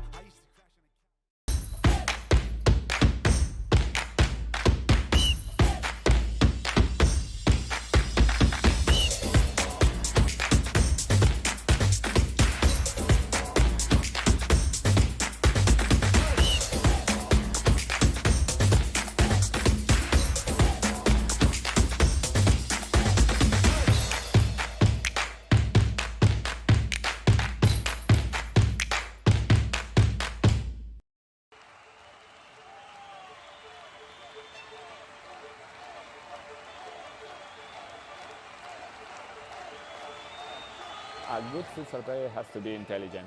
It's the most important quality in a futsal player, because in futsal play is very fast, and you have to think really fast. You don't have time, you don't have a space.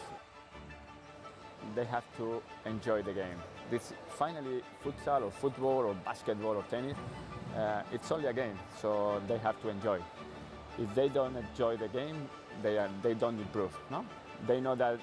We know as coaches that every day is good for improving your level, so you have to work hard every day. It's detail. It's important for improve your career.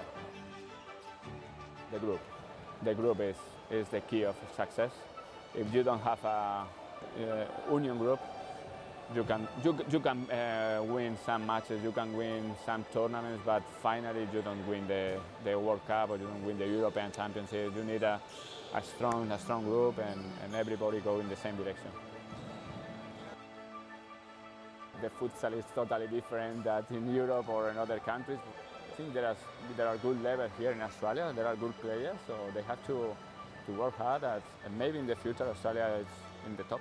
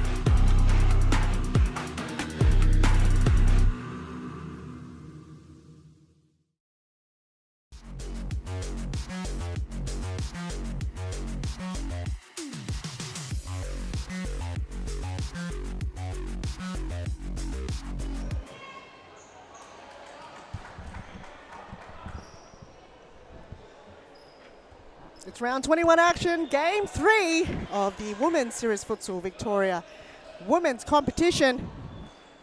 Western United in the green and black up against Preston in the white and black. What a round it's been. If you just joined in, the first game, if you can't believe it, Carlton Hart defeated Northern Phoenix 8-1. Their biggest win to date in this season. The game just before this one, Fitzroy proving too strong against Halberg United, 4-1.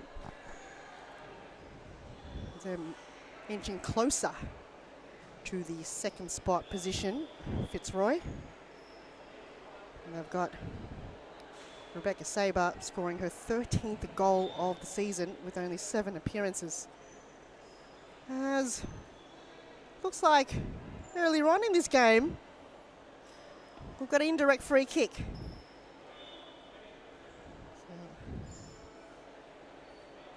hard to confirm exactly why that had happened. May have just missed one opportunity here for Preston.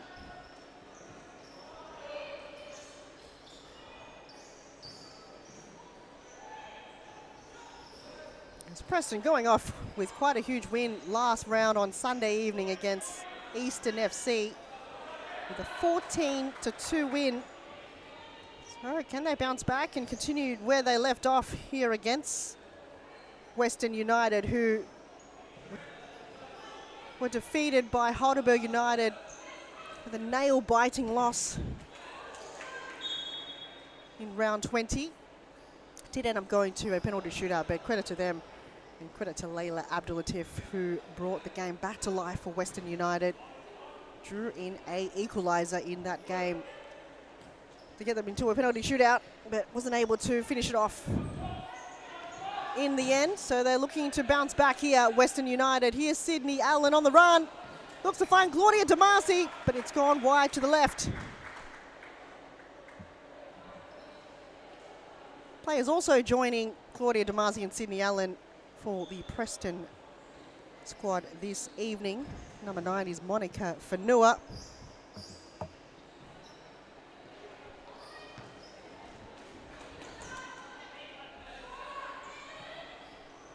And number 10, Louisa Verratti.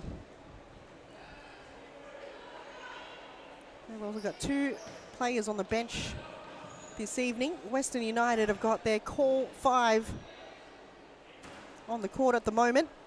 Amanda Oraha, number 9. Number 11, Ada Sargan. Number 10 is Layla Abdulatif. And number 21, Clarissa Allerton. And in between the sticks, your reliable, all in red, Lara Al Hayek.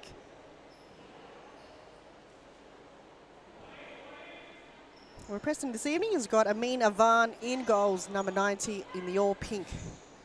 Emma Olsen did play a terrific game on Sunday, but not present in tonight's game.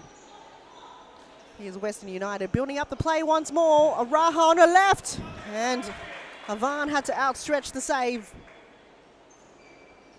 A corner kick here for side ball for Western United. So Western United, can they bounce back? Momentarily, because Fitzroy just bet Halberg United. They are currently sitting in 3rd place, equal to Fitzroy. 13 wins. So if they lose tonight, they'll still maintain their 3rd position ladder, but they've been just knocked off by just 1 point difference. Preston, if they win, it's 12 wins and 6 losses. 1 win over behind Western United.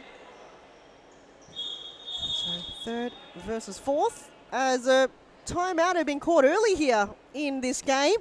Elias Parthamos have went, we've seen enough. Let's take a break and we'll see you with more futsal after this.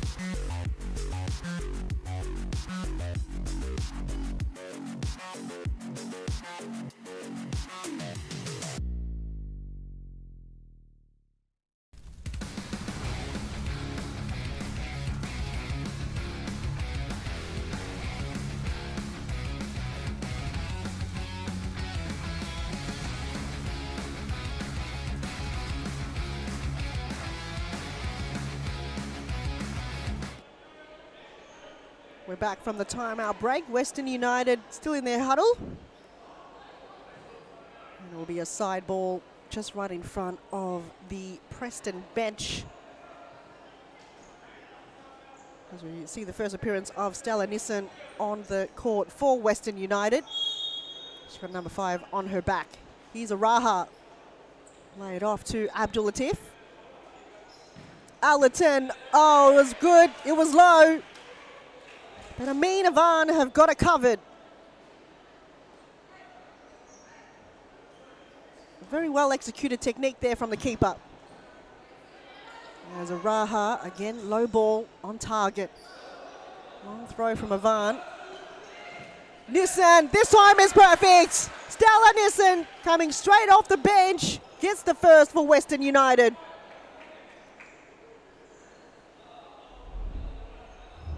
We'll have a closer look at this one again for you. Probably on a little bit too slow motion for you, but we'll try to bring it to you a little bit later on. Stella Nissen was able to have the counter-attack from Allerton, and it's gone through the legs of Monica Fanua as well. So past the defender, and the keeper was blindsided. And Preston get themselves back in the game. In this round so far, whoever team has been leading from the get-go end up winning. So could this be also the same story for Western United? Since they opened up the scoring, will they end up winning? It's been like that for the entire night so far. Carlton open up the scoring and end up winning. And same as Fitzroy. So Western United scored first. Does that mean they will win it? Only time will tell. If not, will Preston break the curse? Or break that momentum, rather. Not a curse. Here's Verratti on the move. No, gets dispossessed there by Araha. Damazi chips it. Oh, gets knocked to the deck. Passing for the free kick towards the referee. Abdul Latif to Nissen. Couldn't pass Damazi. She's got 3 people surrounding her. The ball goes back towards her way from Sydney Allen. I think she was just a little bit of step too late there, Claudia Damazi. As Louisa Verratti takes a break, on comes Alexandra Sinclair. It's good to see her back on the court. Alex Sinclair, she has been missing for a few weeks. It's good to see the number 22 in the Preston colours for this evening's game. As Michael Chavallo likes to call her, the Jet. Also been missing for quite some time. Michael Chavallo, the voice. Hopefully we will see his return before the season finishes. Here's Lara Al-Hayek, long throw towards Sargent. Good shepherd from Sinclair. Fanua waited patiently, headed out there by Sinclair. Fanua desperate to keep the ball alive for Preston, but gobbled up by Lara Al-Hayek. 14 minutes to go in the half, and Western United leading by 1 goal, scored by Stella Nissen. Here's Allerton. She can shoot, but it's gone wide.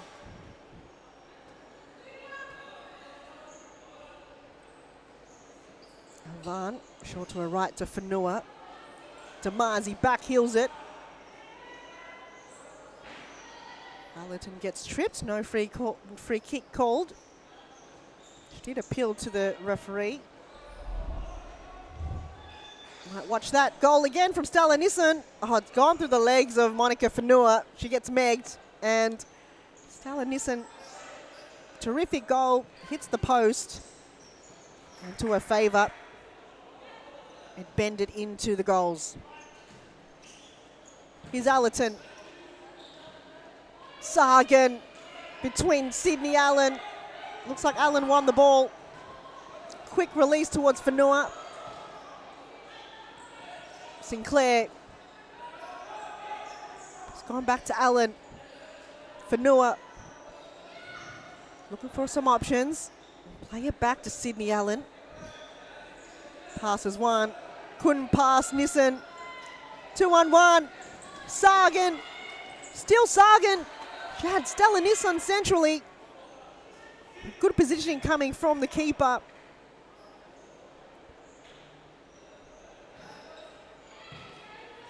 In lieu here of Emma Olsen. Big shoes to fill, but so far, I've only conceded one.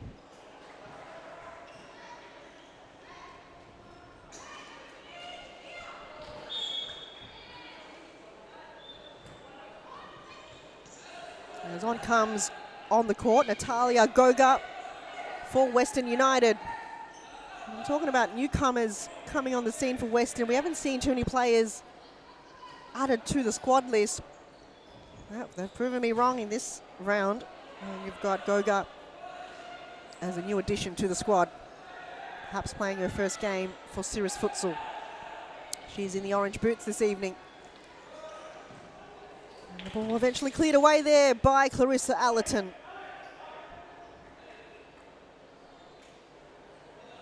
Aaron Sagan takes a break.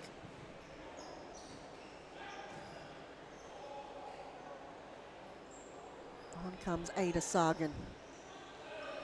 Damazi turns. Oh, what a save from Lara Al-Hayek. The timing and the reflexes from these keepers are second to none. Unbelievable timing of these saves. Just comes with so much experience and practice and training. It just comes naturally. Your body will react before you even think about it. That's where Lara Al-Hayek is one of the key keepers in the competition. They've only conceded 38 goals. Second team. First one is Melbourne IQ. They've only conceded 37 goals, but what a team Melbourne IQ have had this season. It's very fitting to the amount of players they've got on and the quality and the experience, but you feel Western United have got in the position where they are now with only conceding 38. The only difference is they like to keep it very low scoring. They've only scored 65, where Preston have scored 80. And Fitzroy have scored 90 goals this season. So defensively, what we saw in Melbourne Evolution when they won the championship, they did not concede many goals whatsoever, and that's what won the championship for them. But also Western United need to score goals. Here's Layla Abdulatif. Switches wide to Allerton. Back to Sagan. Goga. Oh! That was brilliant! From the debutante for Western United, Natalia Goga have scored her first in the game. It's the build-up play we like to see from Western United. She's hugged the boundary. First touch was great, and the second, not overcomplicated at all. Just find the near post, which the keeper did not protect, and she capitalized on the mistake. 2-0 with 9 minutes to go in the half, and Preston are still yet to score. They managed to score 14 goals against Eastern FC last week. We're talking about one of the biggest defensive teams in the competition. Western United will be a hard team to beat tonight. The way they're going, Preston's got to find a way. They've got to be creative, got to take a little bit more risk. They've got to use key players, those players that you rely on week in, week out. Broga looking to find her second. What a recruitment Western United have had. They just play off the ball to a player that Preston are really not sure the style of plays yet, and was able to break down the defense and the keeper. He's Abdul Latif.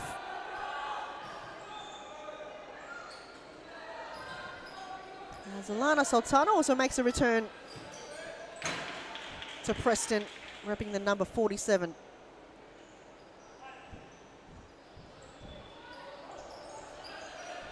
Sinclair putting on her jets, lays it off, but nobody's there to return the ball, or to collect the ball rather. Just a little bit of miscommunication towards a few of the players here.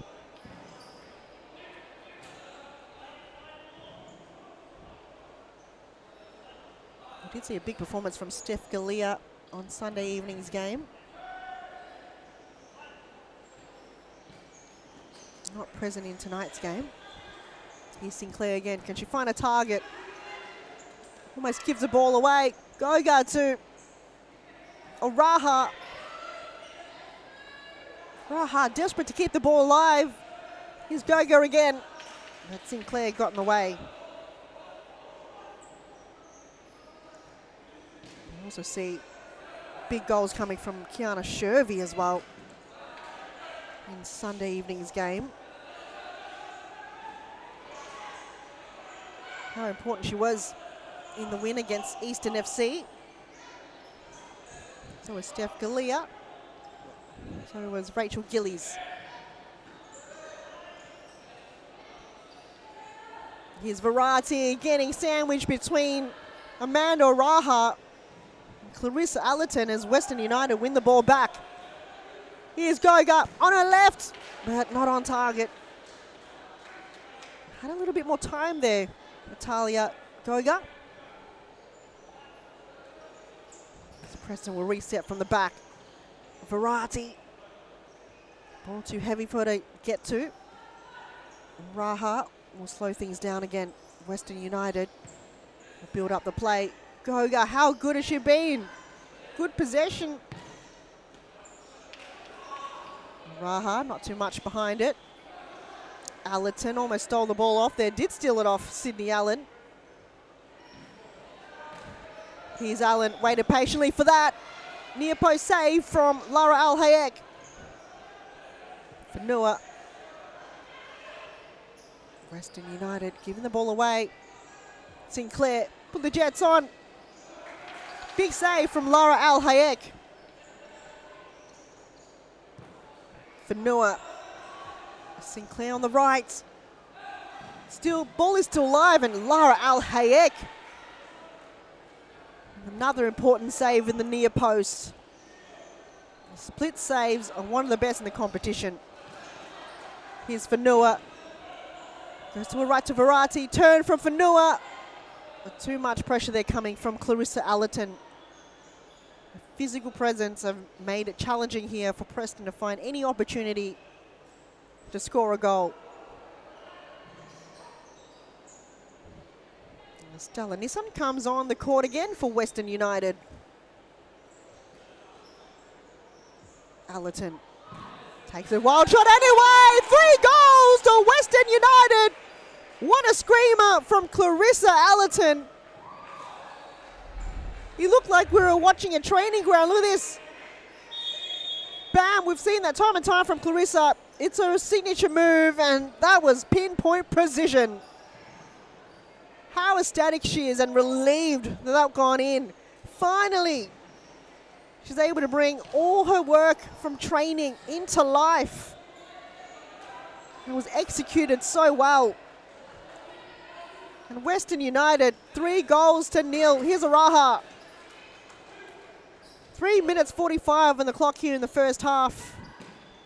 And Preston still yet to find answers. 3 back-to-back goals from Western United.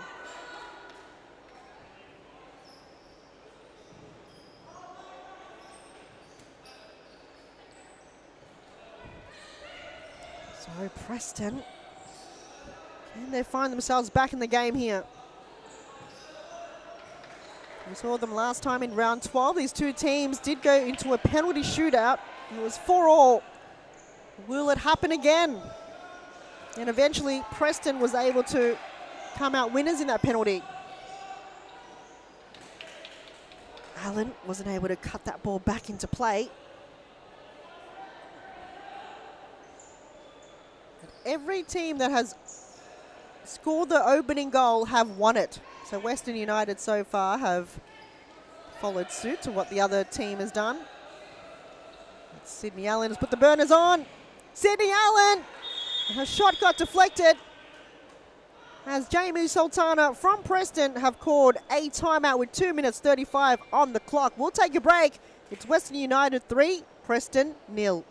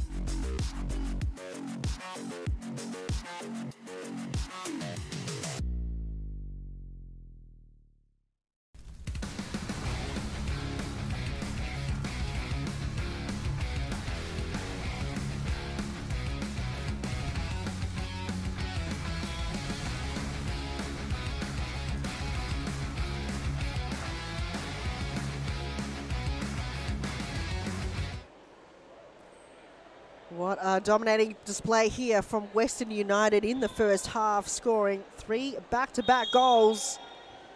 Preston still looking for answers as they're still yet to find the back of the net. With 2 minutes to go in the half, will the timeout or that timeout be something that could change things around here? We did see in the first game where Northern Phoenix was able to score a goal within 10 seconds to go, but by then it was perhaps a little bit too late. If you just joined in this game, see Carlton having their biggest win in this season so far, defeating Northern Phoenix 8-1. What a performance that was. Fitzroy was able to defeat Halberg United 4-1 in the game before this. This game still underway, still anyone's game. Preston could definitely come back from this. But they've got to dig deep. Looks like there's some force field around the Western United goal at the moment. And I feel like that force field is Lara Al-Hayek. What a performance she's had in this game so far. The amount of split saves that she's done, I would probably count about 3, where it is very challenging to save those, but she's able to do it, and she's so faultless at the moment, Lara Al-Hayek. Can't fault her in any way. And her team's backed her as well. And there's still one game to go after this to close up round 21. Eastern FC will go up against Melbourne Evolution. Melbourne Evolution was not present in Sunday evening's fixture. They had a bye. Before that, they got defeated by Melbourne AQ in round 19 last Wednesday.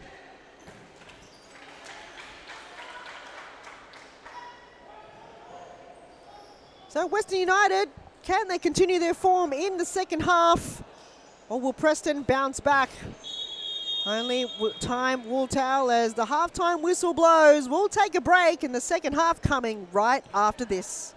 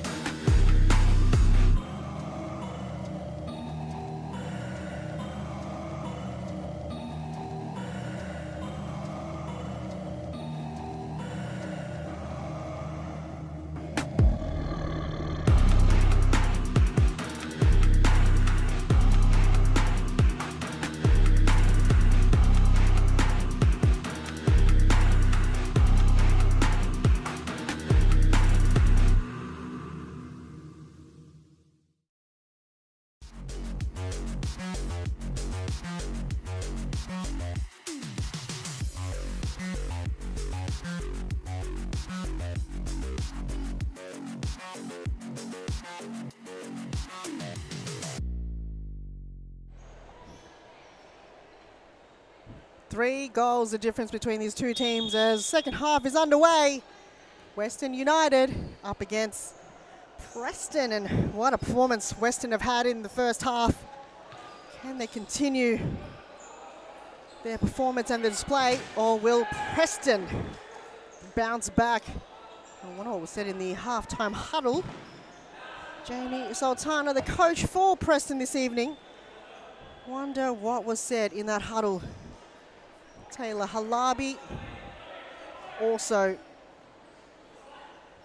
the co-manager for Preston this evening, where Elias Parthamos will be happy with what's on the scoreboard so far for Western United.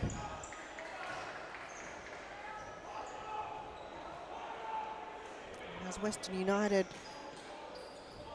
had a very close game against Halberg on Sunday evening. Did go to a penalty shootout and they weren't able to capitalise on the penalty. It's a 3-2 loss. Preston, though, they had such a big win against Eastern FC, defeating them 14-2. So where are those goal-scoring boots that we saw on Sunday evening? Well, as defensively, is Western United one of the best in the competition.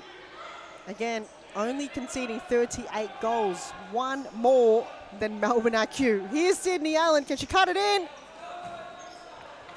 Carissa Allerton just out-muscled Claudia Damazi.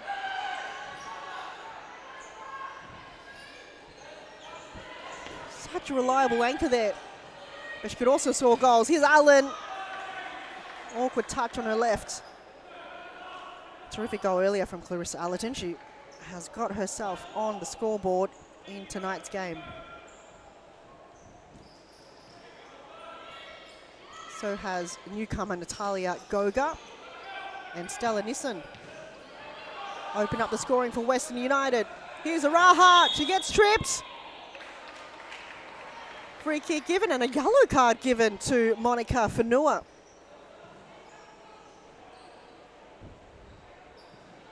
Set piece and a chance here as Layla Abdulatif makes her way back on the court for Western United. Here's Araha on her left to the backside of Damazi. Still live, whoa! Whew. A little bit of creative play there coming from Ada Sargan.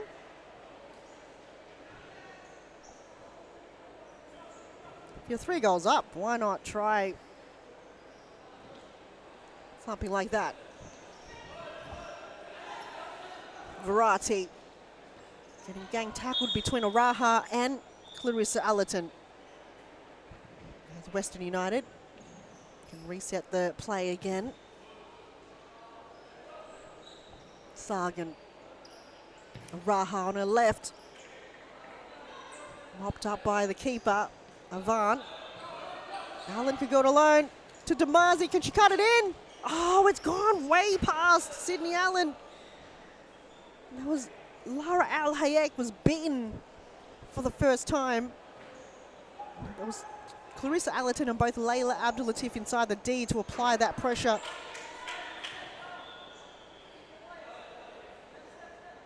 (19 minutes 10 on the clock. And Western United still holding the lead. It's been quite a challenging affair for Preston this evening to find a way through both Clarissa Allerton and Lara Al Hayek this evening.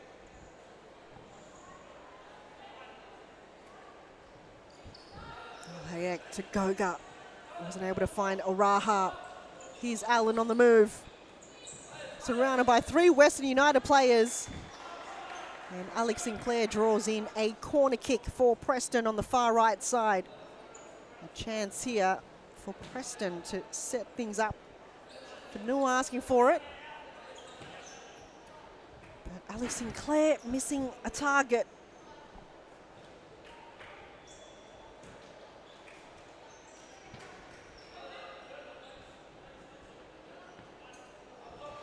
So Western United, if they win, it'll be 14 wins to their name, and they will knock off Fitzroy, who is currently holding the second spot on the ladder, only momentarily because they won against Halberg in the last game. So it's a live ladder on the WeFroth app. Got all the latest information, live updates. Download the WeFroth app. It has all the information on there, every single stat you can imagine for each and every player, each and every team. And the squad list is also posted live to you as well. Sometimes posted earlier if and when the team managers inputs that information in the WeFroth app. Here's Allen. Oh, palmed away there by Lara Alhayek. Both hands to the rescue. Allison may have asked too much there from Stella Nissen. She is quick on the move and she wants everyone to go at her pace as well.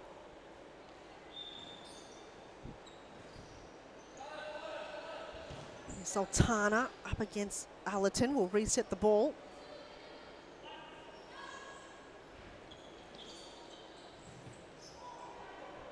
Ball is still live in the air. Allen could go on her left. Ball is still live. Appealing for the free kick. Plays on to the referee. Allerton to Goga. And Weston build up the play again. Ball centrally. Goga got it covered. On her left. Saved there by Amina Van. In the all pink this evening. In place of Emma Olsen. Fanua to Sinclair. They finally found the back of the net from Alexandra Sinclair. It was a team goal. And a brilliant one as that. Preston have got a heartbeat. We'll take a look again. Monica Fanua and Sinclair with the touch. Incredible goal from the legend of the game. Alex Sinclair have made an impact here for Preston this evening. 15 minutes 45 on the clock. Will it be a comeback? Or will Western hold the lead? They've still got a 2-goal buffer. And anything can happen. Preston have finally found a heartbeat. Things are finally connecting for them. And Alexandra Sinclair with the composure in front of goal. He shoots again. Back to Allen.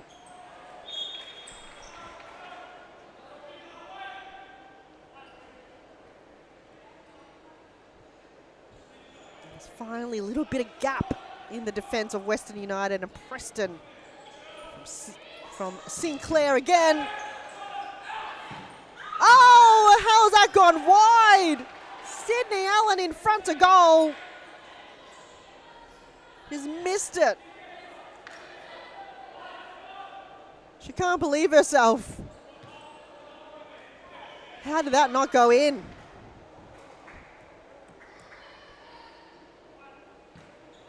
We thought that was going to go in for sure. Here's Goga. It's pushed again from Monica Fanua. She's already got a yellow card. Already got a caution.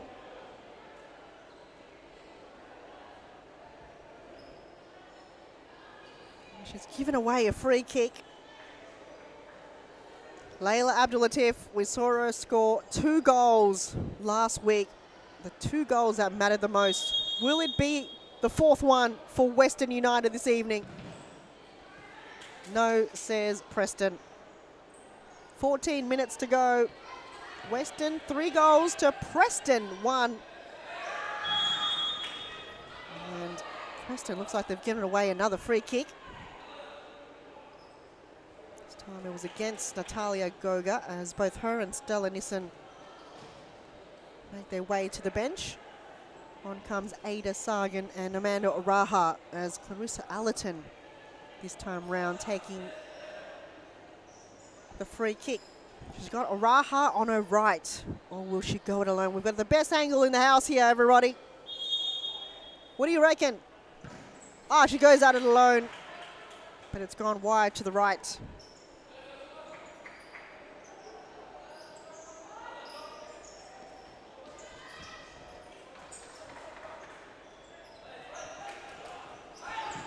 Here's Damazi.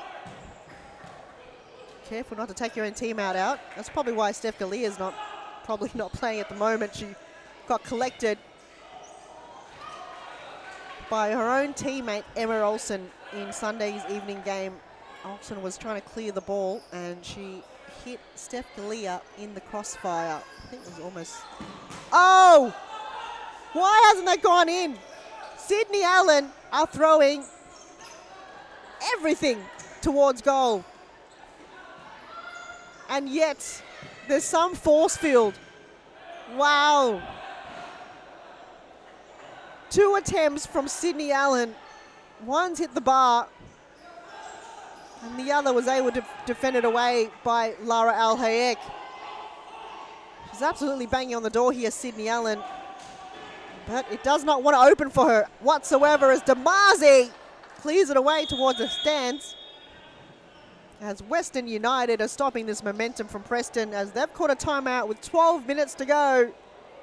They're in the lead, 3 goals to Preston 1. We'll see you soon.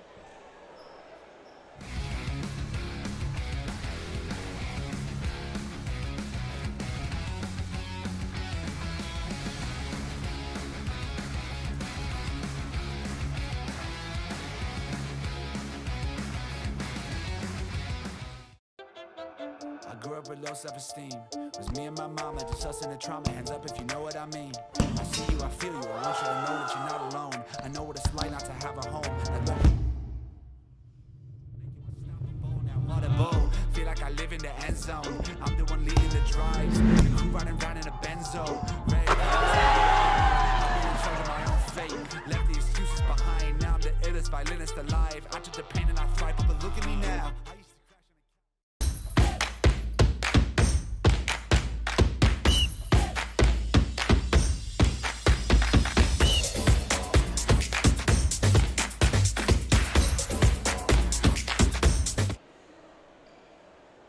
Western United still holding the lead as they called a timeout just to stop that momentum from Preston.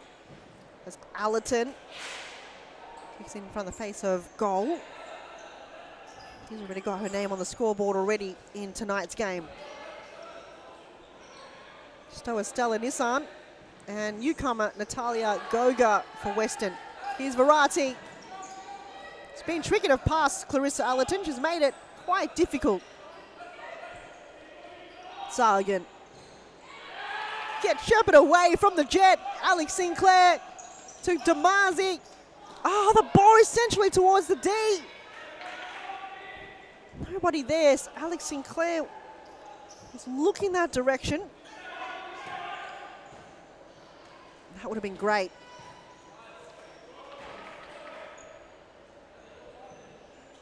Preston still in the game. Plenty of futsal time to go. They need 2 to equalise.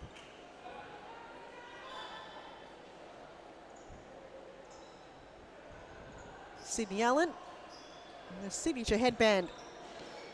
Finds Damazi with the captain's armband. Passes one on her left. Gloria Damazi has found the second goal for Preston. They've found another gear. And it's only 1 goal difference. The first touch was great. She held it for a moment, thought about it, unlocked past Clarissa Allerton, and on her left. That was wonderful.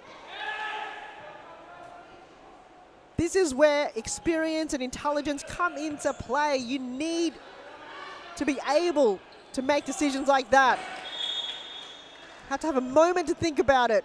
And Claudia Damazi did exactly that. She did have Fanu on her right. She thought the only way to pass Allerton was to beat her in her own game, and she did exactly that. And Lara Al-Hayek was kind of a little bit off her line too. Here she is again. This time around, Layla got in her way. Allen. Sydney Allen have finally found the equaliser for Preston.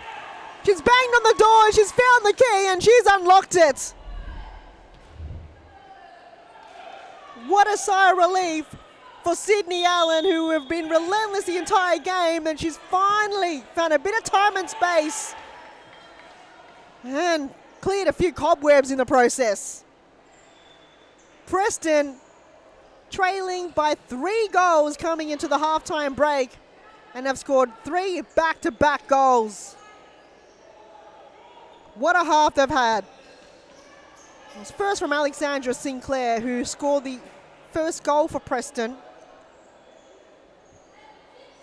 was 7 minutes in. And Claudia Damasi found the second, and Sydney Allen. She have just been in front of goal time and time again, but it's finally gone in her way. 8.5 minutes to go. Western United are already used up their timeout, so they can't call another one. Preston have got one up their sleeves. It's game on. And it's still anybody's game. There's still quite a lot of fans here in the stands watching on the closest game in this round so far.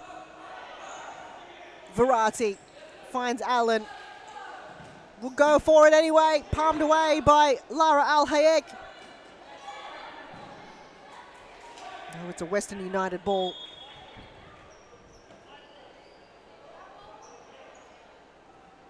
If you just joined in, gee, Western United were leading the entire game so far until Preston scored the last 3. Damasi being held, but it's played on. They're trying to appeal for a free kick. Getting a little bit frustrated here, Preston, that they've got to keep themselves in the game. They can't allow this emotion to get into their heads.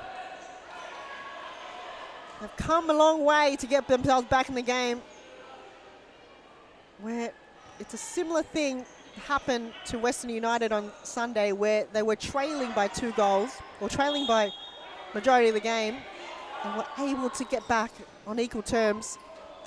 Oh, Sydney Allen! She may have saved the day for Preston, and they've just got her team in the lead for the first time tonight. Look at her run. She's put on the burners. The left boot execution was insane. That's exactly what you want from a player like Sydney Allen. She's just been heckling that forward position the entire game. Had so many opportunities and missed a lot of it, but in the second half, she's able to be more accurate in her shots. And the opportunities like that, wow. Claudia Damasi looked up, knew exactly what Sydney Allen was going to do on that occasion, and she just overran it past Clarissa Allerton on her blind side too. Allerton reacted too late, and by the time the ball reached Sydney Allen, it was too little, too late. As with under 6 minutes to go, Preston have called a timeout. They're in the lead for the first time this game. We'll take a break, and we'll see you right after this. Really fast, they don't have time, they don't have a space. They have to enjoy the game. This finally, futsal or football or basketball or tennis, it's only a game, so they have to enjoy. If they don't enjoy the game, they don't improve, no? They know that, we know as coaches that every day is good for improving your level, so you have to work hard every day. It's detail, it's important for improve your career. The group is the key of success. If you don't have a union group, you can win some matches, you can win some tournaments, but finally you don't win the World Cup or you don't win the European Championship. You need a strong group and everybody go in the same direction. The futsal is totally different than in Europe or in other countries. I think there are good levels here in Australia. There are good players, so they have to work hard, and maybe in the future Australia is in the top.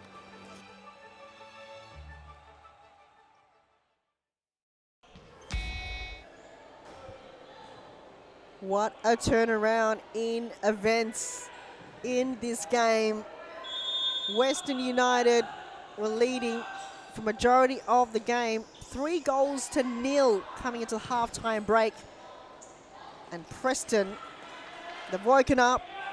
I don't know what they had in the halftime break or even from the timeout break, but it seems to be working for them. This team have the belief. They have upset so many teams on so many occasions where you think you can rule them out of the game, and they find themselves back. They've dug deep. They know their role. They know what each player brings to the team and brings to the game. And they just find a way. Time and time again, looks like they've failed in a few key parts of the game in their structure, in their accuracy, but they've turned it around. They've dug deep. They've believed in themselves. And players like Claudia Damasi, Alex Sinclair, and Sydney Allen have stepped up to the plate. Oh, Fanua. Got a mag. And Stella Nissan, the human ramp, I think she got her head in the process. I think she's just down. She's walking it off though. 4 minutes 10 on the clock. And Preston, after trailing by 3 goals, have got themselves back in the game, scoring 4 back-to-back goals in the second half. They have managed to shut down Western United, and Western United have not scored at all in the second half.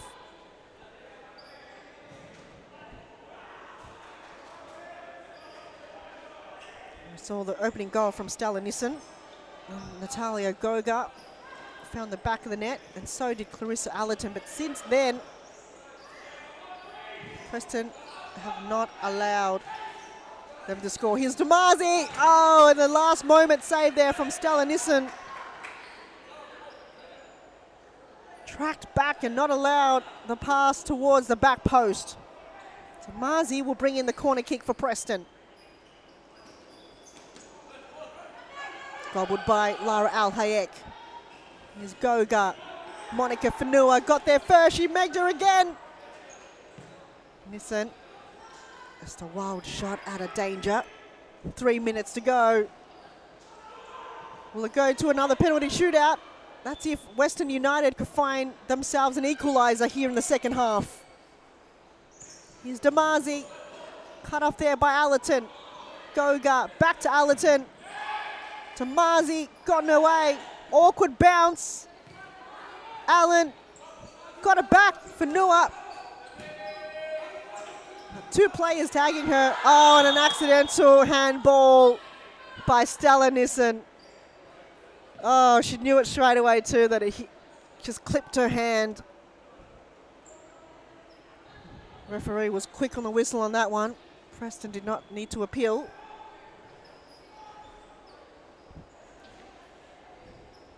As Benjamin Cullen was waiting for the other referee to make a move, as he's the assistant referee.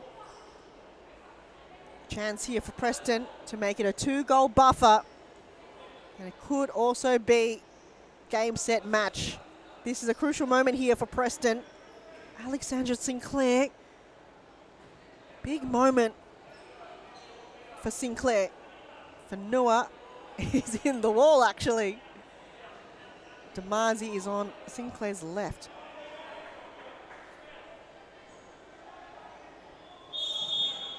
Here we go. Into the wall, Sinclair, second chance. Still not cleared away. And Fanua to Sinclair. Oh, did she get tripped? Man, she got clipped on her right shoulder. Hopefully she's okay there, Alice Sinclair. She did hit the deck quite heavy. It was just a big tackle from Lara Al-Hayek, though.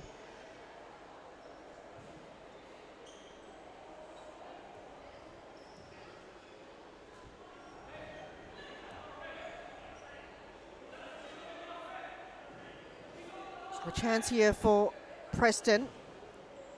Lara Al-Hayek in between the sticks for Western United. It will be a big save if she can save it. But if it goes in for Preston, could be game, set, match. Right, we did see Halberg United come back from trailing by 2 goals in a similar time. Here we go. Damazi, she's found the back of the net. 2-goal buffer for Preston. It's 5 goals to 3.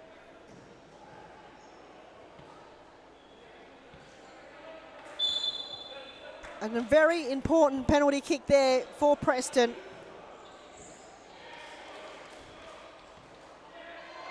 As Sinclair was getting a little bit of revenge here for Western as she clips Sargan. Allerton on target, but denied there by Sinclair. 1 minute 23 on the clock, and Western United find a way back into the game where they were leading by 3 goals at one point. Still haven't found a goal in the second half. Layla Abdulatif, we know we can see her step up in big moments, but is tonight not her night? 1 minute 10. She goes wide to Allerton.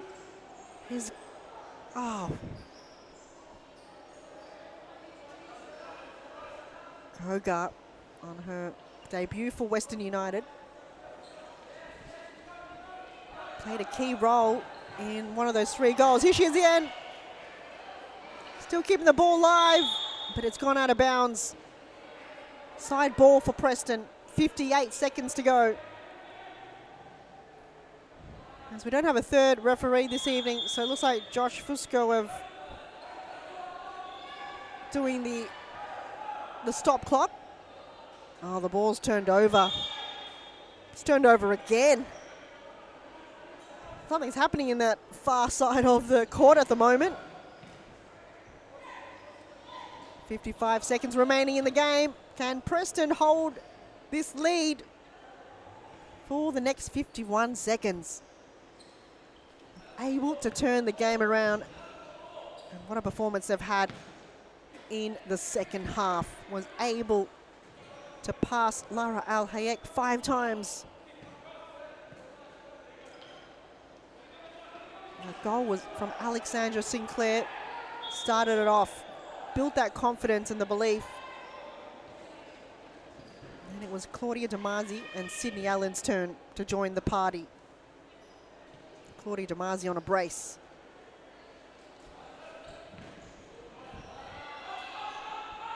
There's 25 seconds tick down. Little bit too late. Here's Damazi again to Verratti. And it's gobbled by Lara Al Hayek. Preston United, one of the biggest comebacks we've seen. And what a game and a second half they've had. They're able to tweak a lot of their mistakes from the first half and able to win it in this fashion. Congratulations to them. Coming back by trailing by 3 goals to winning it in the end. 5 goals to Preston, 3 to Western United. We'll bring you a player of the match interview after this.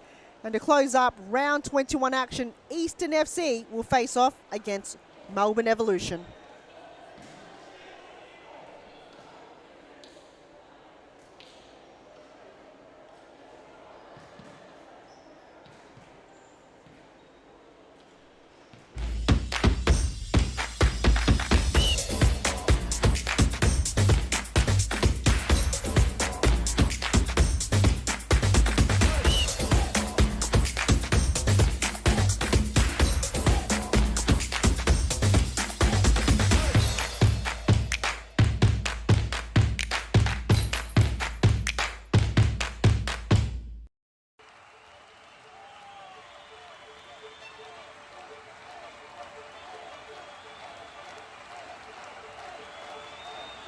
A good futsal player has to be intelligent.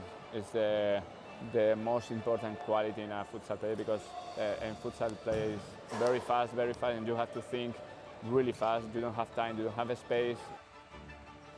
They have to enjoy the game. This finally futsal or football or basketball or tennis, it's only a game, so they have to enjoy. If they don't enjoy the game, they don't improve. No? They know that, we know as coaches that every day is good for improving your level, so you have to work. Hello everyone, I'm joined here by Preston's Claudia Damasi. Claudia, we're here again. What a game. Yes, I'm shocked, but happy. But yeah, no words. I was saying in the stream, you were down by 3 goals at halftime, which is in kind of futsal terms, that's still almost an impossible task, but you turned it around the second half. What kind of mindset or what was it in the halftime that got your team back in the game? I think in the first half we had our chances, so we just tried to keep our heads up. Jamie gave us the instruction to back ourselves, shoot more. Lara's a bloody great keeper, so we just tried to put a bit more pressure on her. And the thing was attacking numbers, so followed each other up and then finally got our reward, thank God. Now, Alex Sinclair started things off with that goal. Did that bring up the confidence going, okay, we can break down their defence? Because it was hard to pass Clarissa Allerton. And then when you did, you had to pass Lara, as you mentioned, a hard keeper to pass. Did that open up the momentum and the confidence, in the second half? Yeah, as soon as Alex scored that goal, 3-1, like you said, 3-0. Then we got the first goal. We just needed to get the first one, and then we were all confident that we can come back. We kept pushing. We had time on our side, so yeah, to get, I think it was 4-3 or 5-3, so yeah, very happy. 2 goals to your name. That would have been so relieving as well, and 2 assists. That assist towards Sydney Allen.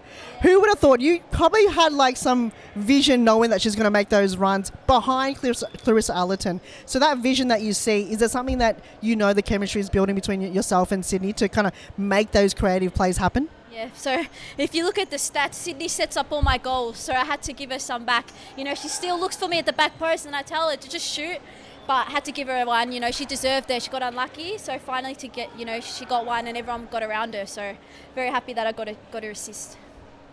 It's quite a tough competition so far. Top 4, you must be happy with the performance, especially with a season like this where it's very tough wins against a side like Western United. Is it now a good relief that you're able to beat Western, been top 2 for quite some time? Yeah, I personally think Western's one of the best leagues in the team.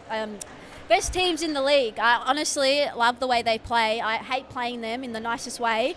You can tell they train and they work well together. I'm very thankful that Balkas didn't play today. Thank you. She's an amazing player. So, yeah, we just tried to work around that. But, yeah, Western are a good team, so we're happy that we can get a win. I'm happy for you. Finally, can you show off your nails? Because it's very fitting to your captain's armband right now. Was that unintentional? I thought I'd go with something a bit brighter for summer, but it wasn't intentional, but it matches. So, yeah. I'll let you go and celebrate. Congratulations once again. It's a pleasure to have you here in the post-match interview and hopefully to see more of you in the coming weeks and to close up, obviously, this season. But congratulations once again and all the best. Thank you, Han. And to close up is Eastern up against Melbourne Evolution. We'll see you then.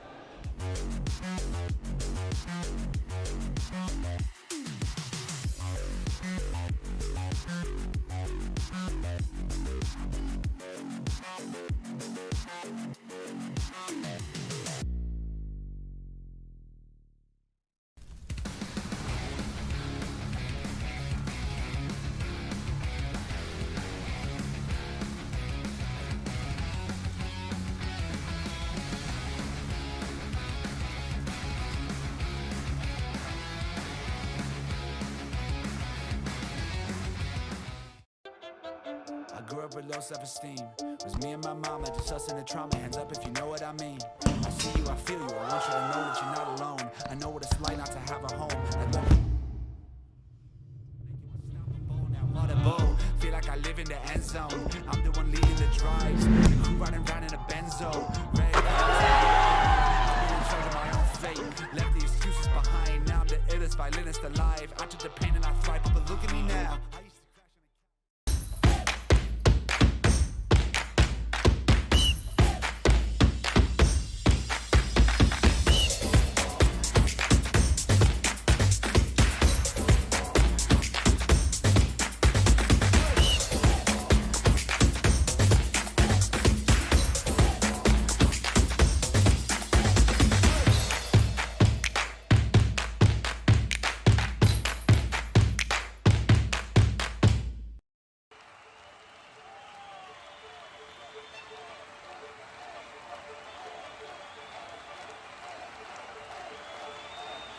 A good futsal player has to be intelligent. It's the most important quality in a futsal player because in futsal play is very fast, and you have to think really fast. You don't have time, you don't have a space.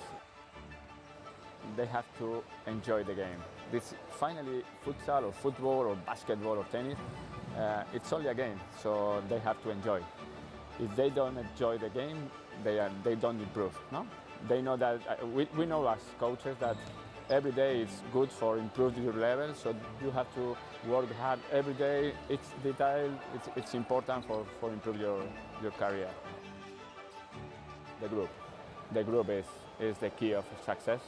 If you don't have a union group, you can win some matches, you can win some tournaments, but finally you don't win the World Cup or you don't win the European Championship. You need a strong group and everybody go in the same direction. The futsal is totally different than in Europe or in other countries. I think there are good levels here in Australia. There are good players, so they have to work hard. And maybe in the future Australia is in the top.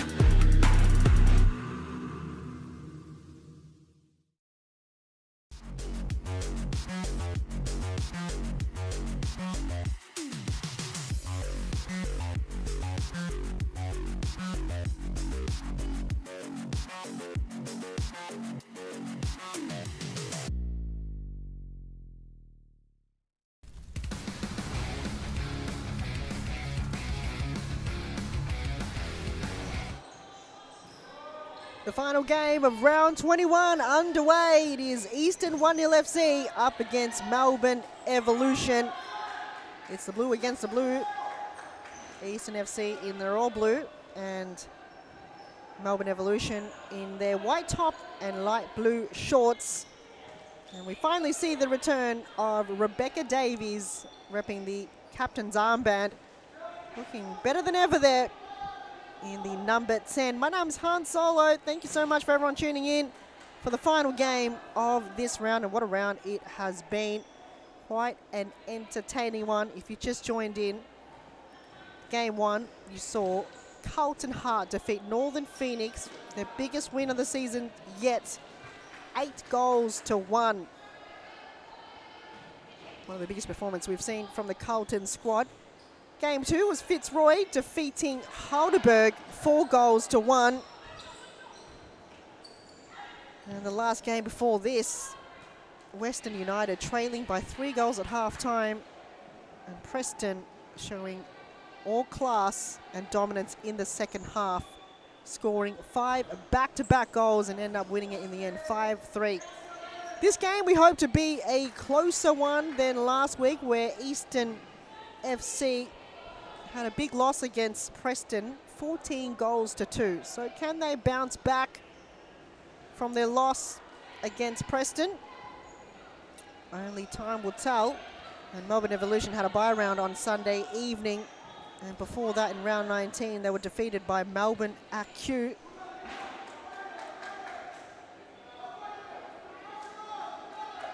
Four goals to 1. So a very big match between these two teams at the moment. Melbourne Evolution currently situated 5th place on the ladder with 8 wins and 9 losses, where Eastern position 8th on the ladder with 4 wins and 14 losses. Eastern haven't had the best games in terms of the past couple of weeks, where they haven't had Tash Statopoulos in goals. Did have Celia Talbot last week and the week before that against Halberg, which quite a big performance from them, was able to defeat Halberg 6-5 last Wednesday evening, but then get defeated by Preston 14-2. So very inconsistent season they've had here, Eastern FC. Can they turn it around in this game, where we've been talking about this season is the return of so many players. We saw Cleo Taliadorius play for Melbourne AQ on Sunday evening. And we see another returning player here in red and in goals for Eastern FC, making her first save in this season. Beth Mason-Jones, number 15, playing against her old team, Melbourne Evolution. Who would have thought, coming down the track in this round, Beth Mason-Jones playing against the likes of Beck Davies for Eastern FC, the opponent. But what a recruitment Eastern have done. We also see Mia Mossman also playing for Carlton earlier on this evening. So the return of a few goalkeepers back on the squad list. It's very incredible to see. So Beth Mason-Jones playing against Melbourne Evolution, but we also see the return of Beck Davies just then. Speaking of which, I will take you down the lineup for this evening's game. And we'll start with Melbourne Evolution.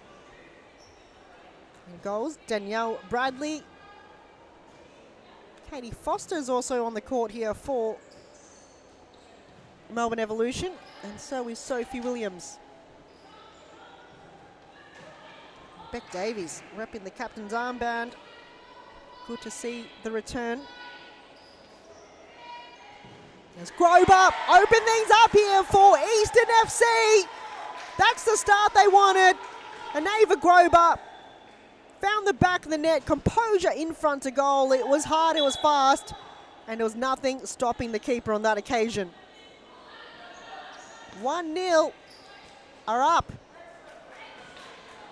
In that fashion, I think that's why they call their team Eastern 1-0 FC. I don't know why, but that's my inkling feeling on the team name. Here's Linda Sawa for Eastern FC, looking for the equaliser as well.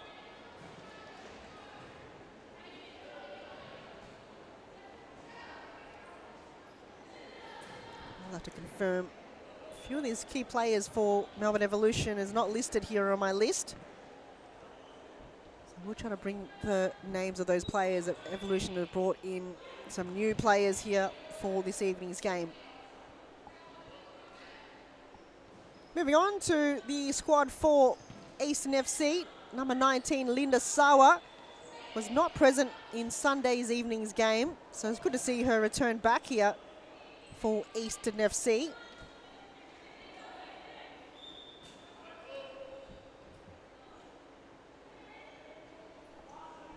A few of the players on my list are not accurate to what is on WeFroth. Annabelle Hosking, we know, number 8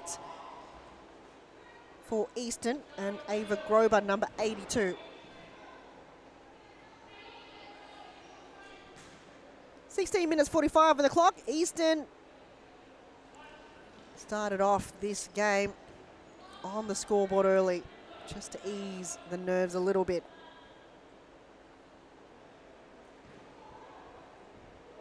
Here's Bradley.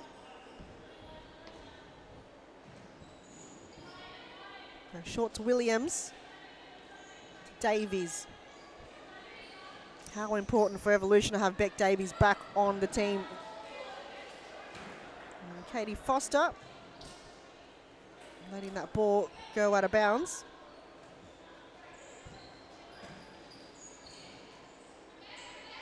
As Audrey Osler have made her way on the court for Eastern FC. She did start off scoring the first goal for Eastern, her first goal for Series Futsal last week. That seems to be about it after that. Here's Hosking, she'll line up. Oh, it looks very close.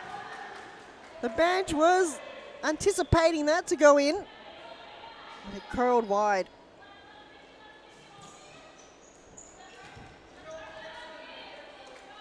So last time these two teams met, it was in round 12, and it was Melbourne Evolution that was able to get the 3 points. Will it be a similar affair? We do see some players missing this evening for Melbourne Evolution. Molly Burke being one. Chris Malloy. Nikki Galanos. She might be on the bench, but I'm not too sure. Greta Jowett-Smith. And Neve Kearney. Not on the list this evening for Melbourne Evolution. Osler turns, shoots. And a save there by Danielle Bradley. Getting in position here, Melbourne Evolution. But Davies under pressure. And she subs herself off.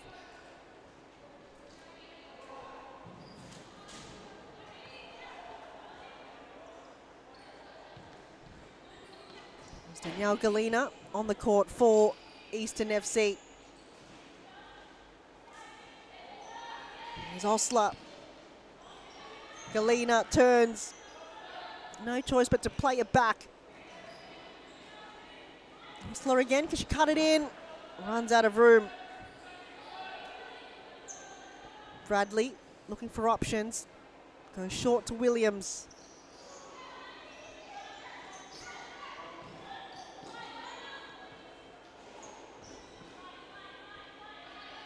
Williams gains a little bit of territory. Happy to see the ball go out of bounds. Oh no, it's not even her ball.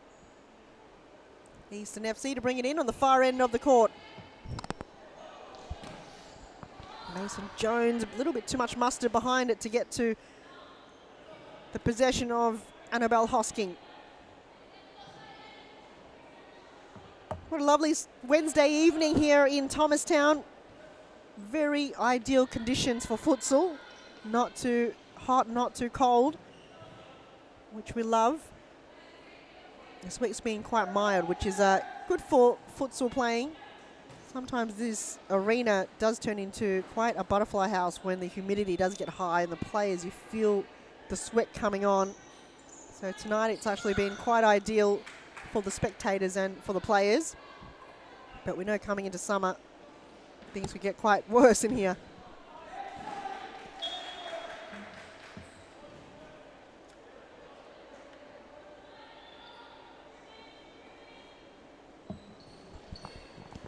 I'm glad we're not playing on Saturday though. That's when it's going to get quite hot, reaching over 30 degrees. Aren't we all glad it's a weekend?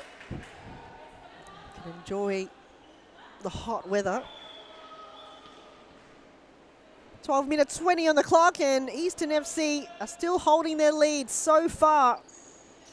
We saw in the last couple of games, especially the one Preston against Western United, anything can happen, and it's still plenty of futsal games to go.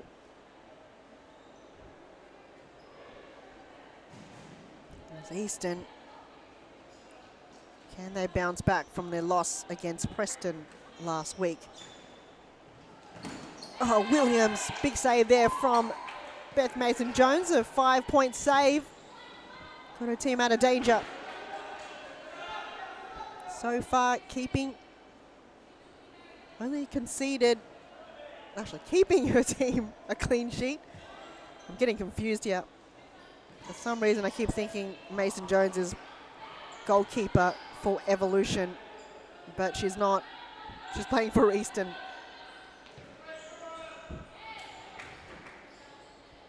As they got 3 on the bench this evening, Eastern FC, so that will be crucial. We saw sometimes when they play late games, they don't have too many on the bench, so tonight they can utilise their bench.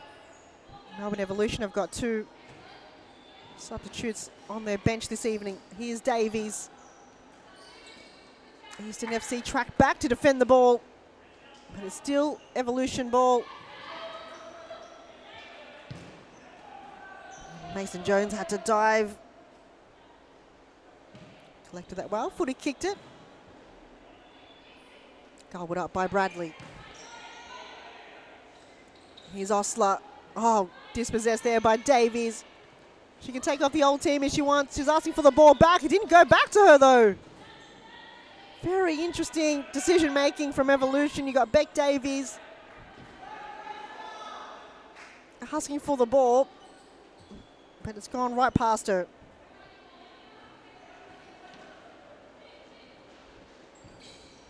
Toe poke there from Beth Mason-Jones. Why not have a crack at it?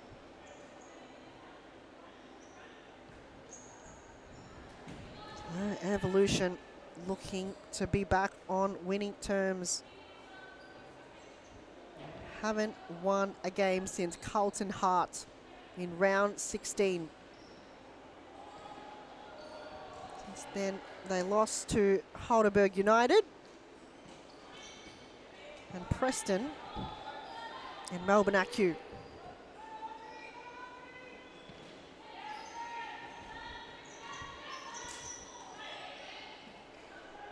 Very close contact sport at the moment, but Beck Davies got a little bit of time and space.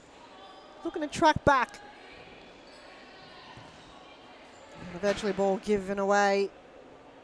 9 minutes 20 on the clock here in the first half. It's the final game of round 21 here on a Wednesday evening. 6 more rounds to go after this.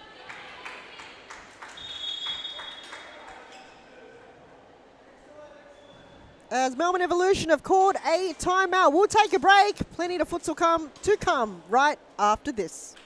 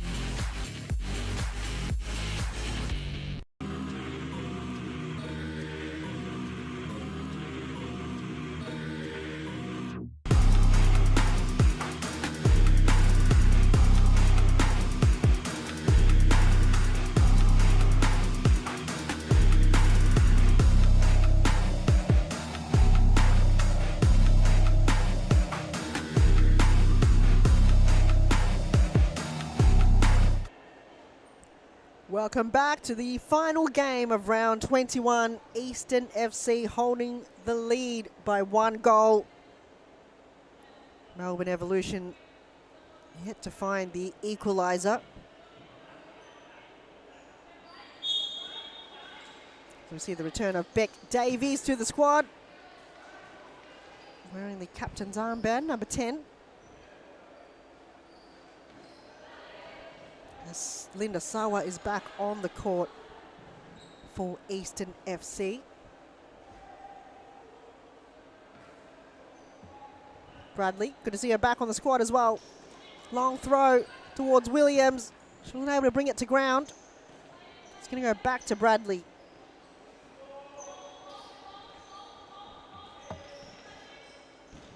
Davies to Foster, asking for the 1-2. Collided there with Beth Mason-Jones. As she returns back to Sirius Futsal, playing against her old team, Melbourne Evolution. I wonder what.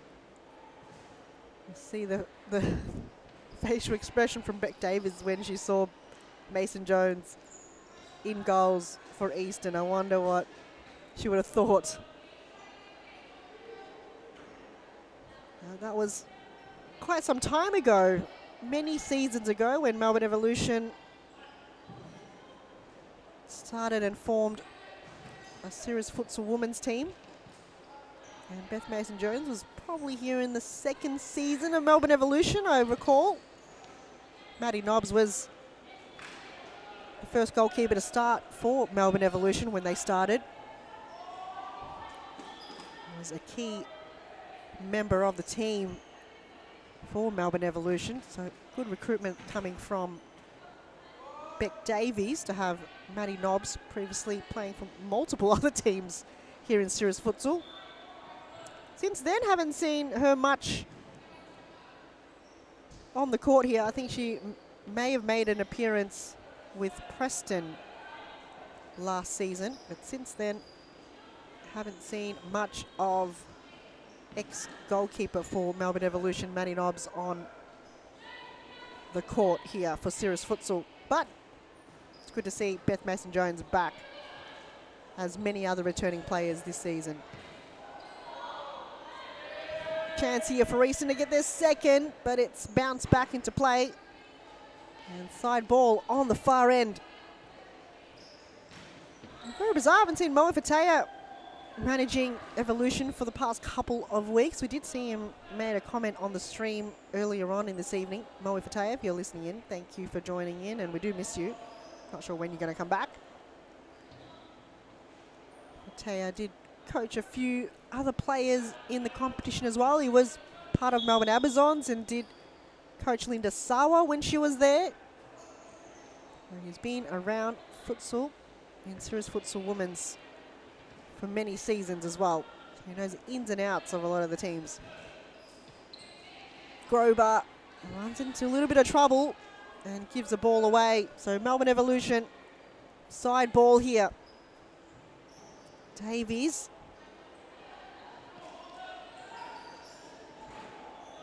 Evolution unable to keep the ball into play. 4 minutes 30 on the clock in the first half. And Eastern still holding the lead.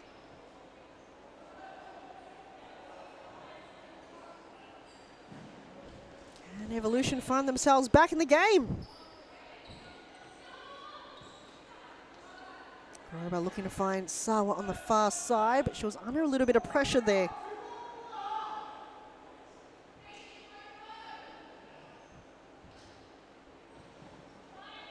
Williams got in the way. Davies could bring the ball down the line, but opt to bring the ball centrally. Under a little bit of pressure, Eastern win the ball back.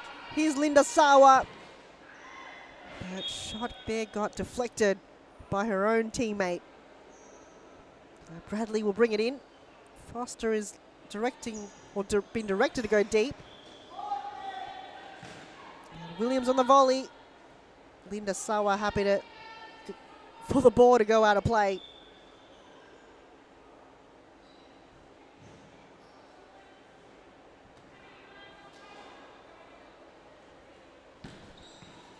So on paper, you think Melbourne Evolution will be the better team. They've had 8 wins and 9 losses this season, where Eastern haven't been too consistent. They've only got 4 wins. But they were able to defeat Fitzroy, so you can absolutely challenge top-tier teams, and they are doing so far. So far, the only goal scored in this game is by Ava Grober from Eastern FC. And that was 5 minutes in the game. Only got about 2 minutes 40 left on the clock in this half. Can Melbourne Evolution find an equaliser? That will be a good confidence boost for them. Here's Foster. And in the end, it's just cleared away by Eastern FC. Bradley finds Williams on her left. Back to Davies. Not sure what her intention was because there was no players in that area whatsoever. So a bit of miscommunication between Melbourne Evolution in this game. Mason Jones has wide to Grober. Foster celebrating her birthday throughout the week. So happy birthday to Katie. That's Davies. He's absolutely looking, but not on target on that occasion. Long throw from Mason Jones. Hosking went aerial. No, it wasn't Hosking. Somebody else.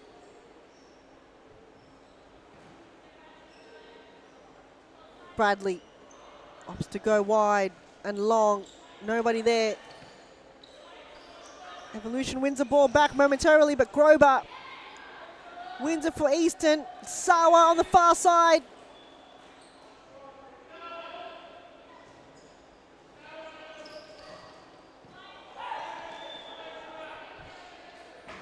Katie Foster not having the best game. She hasn't had clean possessions, and her passes towards her teammate just hasn't been on point in this game so far. We know how dangerous Katie Foster can be, but she hasn't had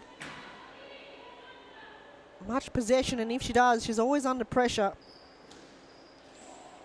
Bradley, good hands.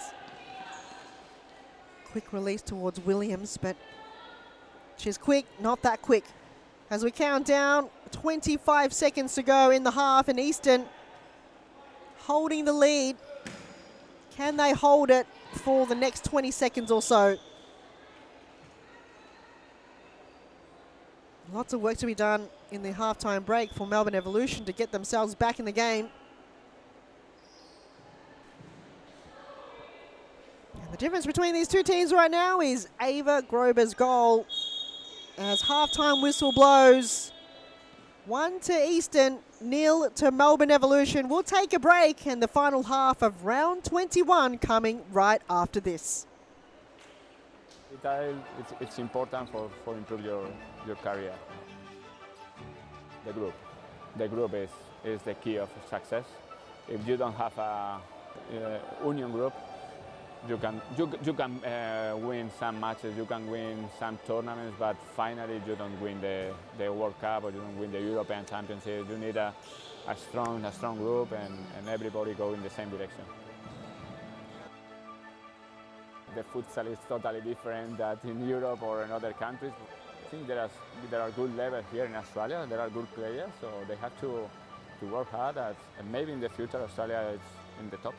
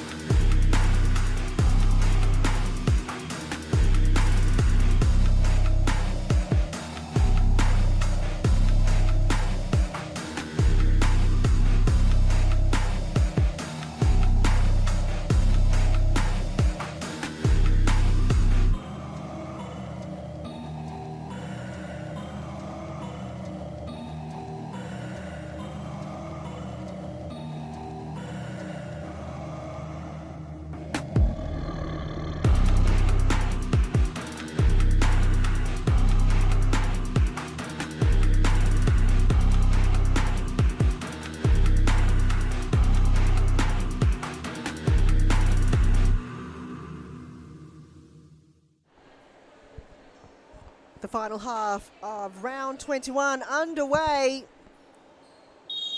Broadcasted live to you from Thomastown in Melbourne inside Sirius Futsal Arena. It is Wednesday night futsal and it's Eastern FC currently leading by 1 goal against Melbourne Evolution.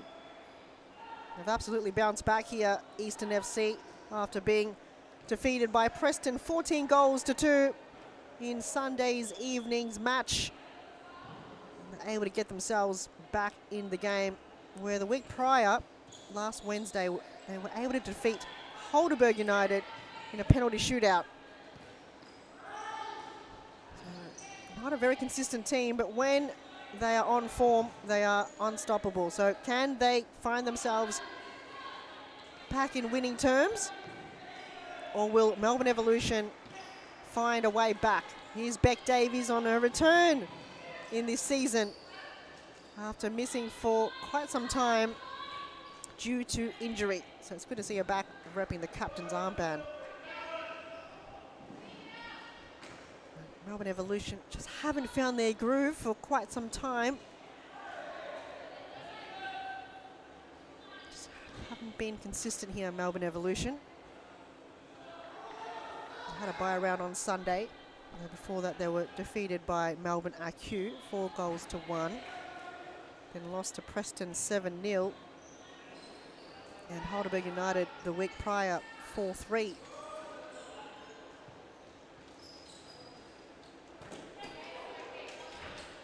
Haven't won a game since round 16 against Carlton. Who will be the one to step up to find the equaliser? They have some new additional players coming in on the squad for this game. So to find the chemistry and to build up the tactics and the plays will be quite tricky and challenging. So as Eastern perhaps capitalise on the lack of experience and chemistry building for Evolution, or will them themselves be in the position of building the chemistry? We do see Danielle Galina being consistent, and Linda Sawa and Annabelle Hosking, and so has Ava Grober. They've also brought on Beth Mason-Jones as goalkeeper this evening. We haven't seen her play Sirius Futsal since when she was playing for Melbourne Evolution, and that was probably quite some time ago. And in Sirius Futsal, a couple of seasons feels like a lifetime. So Eastern FC have brought on another NPL goalkeeper. They did have Natasha Sathopoulos goalkeeper for them. But she's been missing for the past 2 rounds, so I'm not sure if she will continue for the rest of the season. Here's Sawa, has Galina on the far side, and has laid it off to Hosking. Plenty of time to go here in the second half. As Beck Davies holding on to her right ankle, so that lingering injury that she's been nursing for majority of this season is still causing her grief. She's trying to return back to Sirius Futsal, but it looks like it may have impacted her physically. Williams, good shepherd there coming from Beth Mason-Jones. She'll bring it back into play towards Sawa, intercepted there by Davies. Trying to out-muscle away, she wins the ball for Evolution. The far end to Foster. Katie Foster from the assist from Beck Davies have found the equaliser for Melbourne Evolution. They're back in the game, and it was a matter of time between Beck Davies connected with Katie Foster. It was all Beck Davies able to win the ball for her team. And Katie Foster have got the run to back post. Oh, Katie Foster again! Evolution are back in the lead, or in the lead, from the incredible goal from Katie Foster. She's on a brace. I'm talking about, you got to run to the back post, and Katie Foster didn't start off the game too well in her favour, but in the last minute, she's able to redeem herself. She can score goals from absolutely anywhere, and she does it so casually, Katie Foster. She's just got a poker face. Very rare that you see her stressed. Or maybe she is stressed, but we can't see her because she's got a poker face. But such a reliable player. When she's on form, she's unstoppable, Katie. If you ever play with her in socials on Thursday evening, she plays for the Canaries, and the Canaries probably one of the only teams that's still remaining in social Thursdays. Oh, she's laid it off to the back post, but nobody there. Mason Jones has come out of a line. And Linda Sowell was not on the same page. Yeah, going back to Katie Foster. She is like the Ronaldo of Thursday futsal for the Canaries.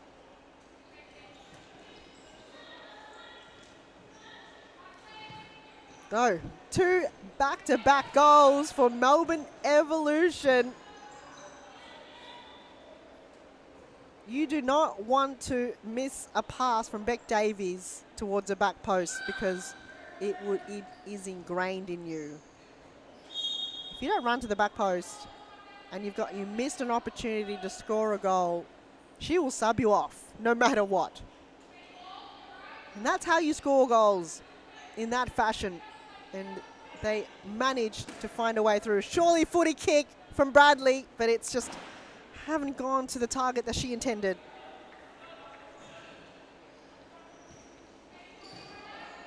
Eastern FC did start off the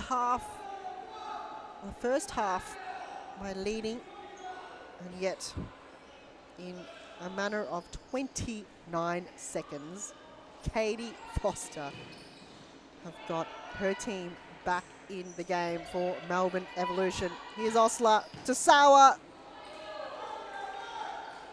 Bradley got that covered. She's got the height on her. Sauer intercepted the pass towards Williams. But Katie Foster have cleared that away. 15 minutes 40 on the clock. Still anybody's game. Easton, we've seen them come back. Will they do it again? Turn there from Osler. Oh, Beth Mason-Jones coming out again. Very brave goalkeeper. Now she's got 2 defenders coming back inside the D in case the ball does trickle its way back into a dangerous position. It's Katie Foster. Wild shot towards goal. Looks like Osler was playing with Beth Mason-Jones for Essendon Royals, so perhaps that's probably how they recruited her to become goalkeeper in this game. Will it be a one-time only, or will we see more of Beth Mason-Jones for more rounds to come? Only 6 more rounds left in this season. Wow. We thought it would never end. Last season we had 18 rounds. And this season there's a total of 27 rounds. We started off round 1 back in July. 10th of July. We probably had about 3 weeks break between the last season and this one. So it's quite a long break, the longest we've seen. And it wasn't due to any finals, it was just everybody had a 3-week break between the last season and this season. So we're excited when things were starting up again. Now we're seeing the final 6 rounds. One of those rounds will be played on a Sunday evening, and that's round 24. Evolution will be facing off against Northern Phoenix in that round, and Eastern will face off against Western. So that's about 3 rounds from now. The last Sunday evening match. Sawa completely butchered that shot wide. As Evolution were trailing in the first half and now are in the lead, and they're holding the lead so far Eastern FC, can they find the equaliser? Here's Osler. Saved there by Bradley. As Beck Davies still holding on to that right ankle. Bit of frustrations there. So just getting a little bit heated here. I'm not totally sure why, but Beck Davies probably a little bit frustrated on her own accord. Still nursing that right ankle injury. Sawa. Fast middle kind of position ball towards goal, but saved there by Bradley.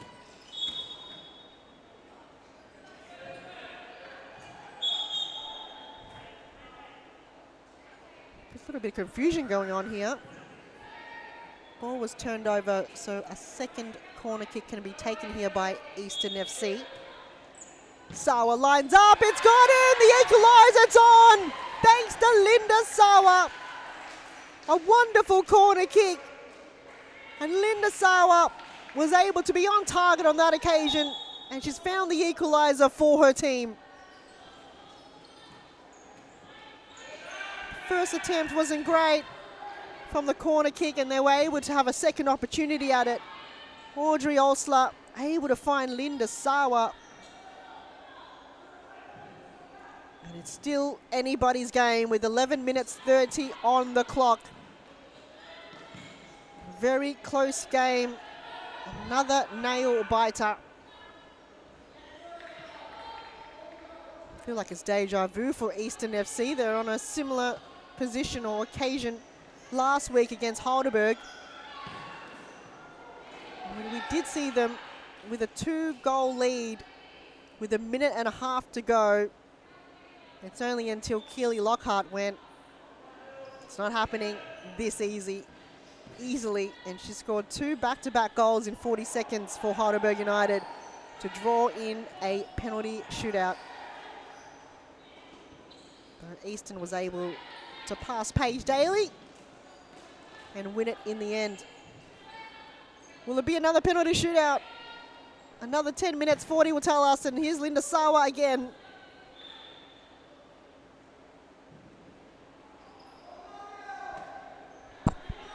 As Eastern, after tonight, will finally get a rest, a week's rest. So next week they'll have a bye.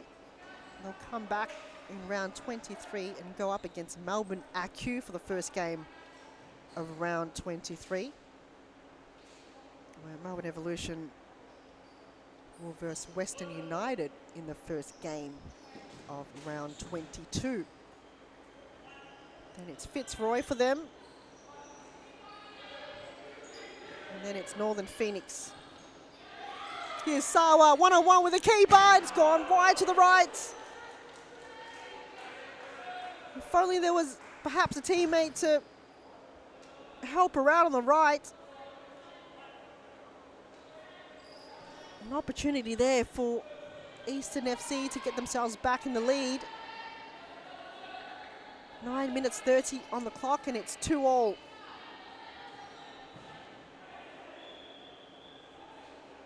Will it be their 5th win of the season here, Eastern?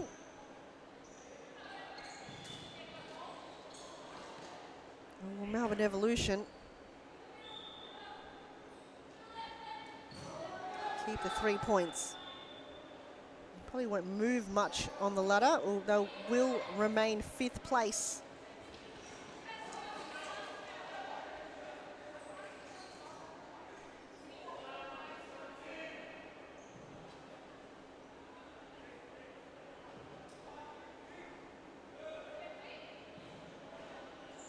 Eastern, if they do win, they will keep their position of 8th place. They've just conceded a little bit too many goals compared to Northern Phoenix, who have also only won 5 games this season.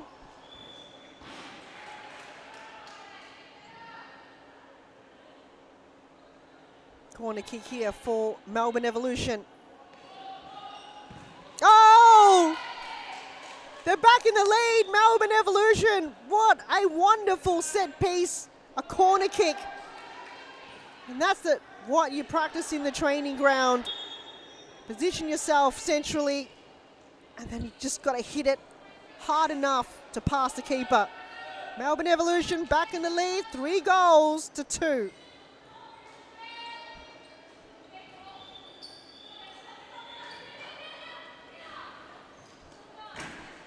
7 minutes 50 on the clock. So a little bit of a breakdown in defence there from Eastern FC. Weren't really set up properly. Beth Mason-Jones just may have came out and didn't really decide which way she was going. And Evolution was able to capitalise on a little bit of a mistake there from the keeper. Wow, still anyone's game here. Eastern FC didn't manage to get themselves back in the game. It was quickly shut down there by Evolution. There's 2 back-to-back goals from Katie Foster. Here's Davey, she can hit it. An opportunity there to be in the lead by 2 goals. Beck Davies still nursing an ankle injury. She's pretty brave to be back here. We were thinking when she will return to Cirrus Futsal. Probably heavily strapped right ankle for Beck Davies, just been causing quite some havoc from the captain in tonight's game. Here's Williams, to go wide.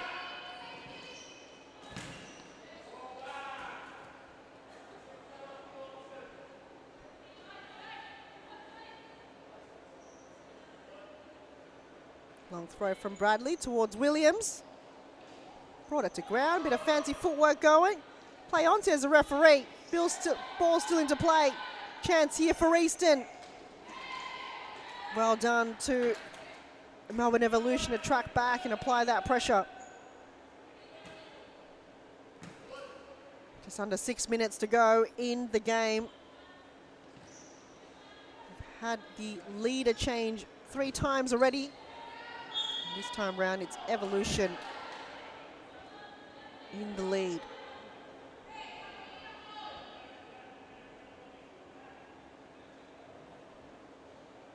Davies asking for the ball from the side ball on the far end.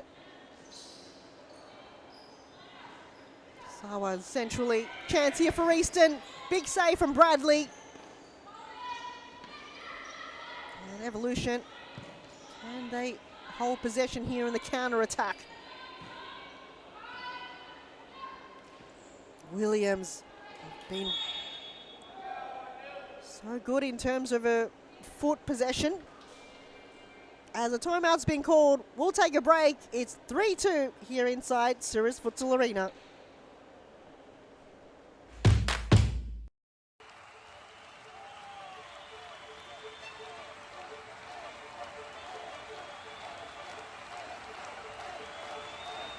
A good futsal player has to be intelligent. It's the most important quality in a futsal player, because in futsal play is very fast, and you have to think really fast. You don't have time, you don't have a space. They have to enjoy the game. This finally, futsal or football or basketball or tennis, it's only a game, so they have to enjoy. If they don't enjoy the game, they don't improve. No, they know that. We know as coaches that every day is good for improving your level, so you have to work hard every day. Each detail, it's important for improve your career. The group is the key of success. If you don't have a union group, you can win some matches, you can win some tournaments, but finally you don't win the World Cup or you don't win the European Championship. You need a 4 minutes 40 on the clock as Melbourne Evolution holding the lead by a goal. Still anybody's game here in the final half of round 21. Appreciate your company wherever you're watching. It's always very late here on a Wednesday evening. I do appreciate your support for the Serious Futsal Women's Competition. To have some fans here still lurking around here in the final game. But it's been quite a round, and it's always a pleasure to have your company wherever you're watching. These two teams still battling it out here. Eastern FC were leading for the first half, 1-0 to nil. Oh, did that go in? Beth Mason-Jones almost thought she was defeated there. But Eastern FC went, that didn't go in, let's kick it out. That went in, it would have almost been game sealer there. But it's still anybody's game, long throw, and Sawa got a head on it, but it's gone wide. And if you just joined in, this round's been quite a round here. Carlton Hart, very late comeback in the season, was able to defeat Northern Phoenix 8-1. And Kuria Kino wasn't even playing in that game. Can you imagine if she was? That was one of the biggest wins we've seen from Carlton Hart. And then it was Fitzroy up against Halberg United. It was quite a close game until the very end, where Fitzroy dominated in the second half and was able to win 4-1.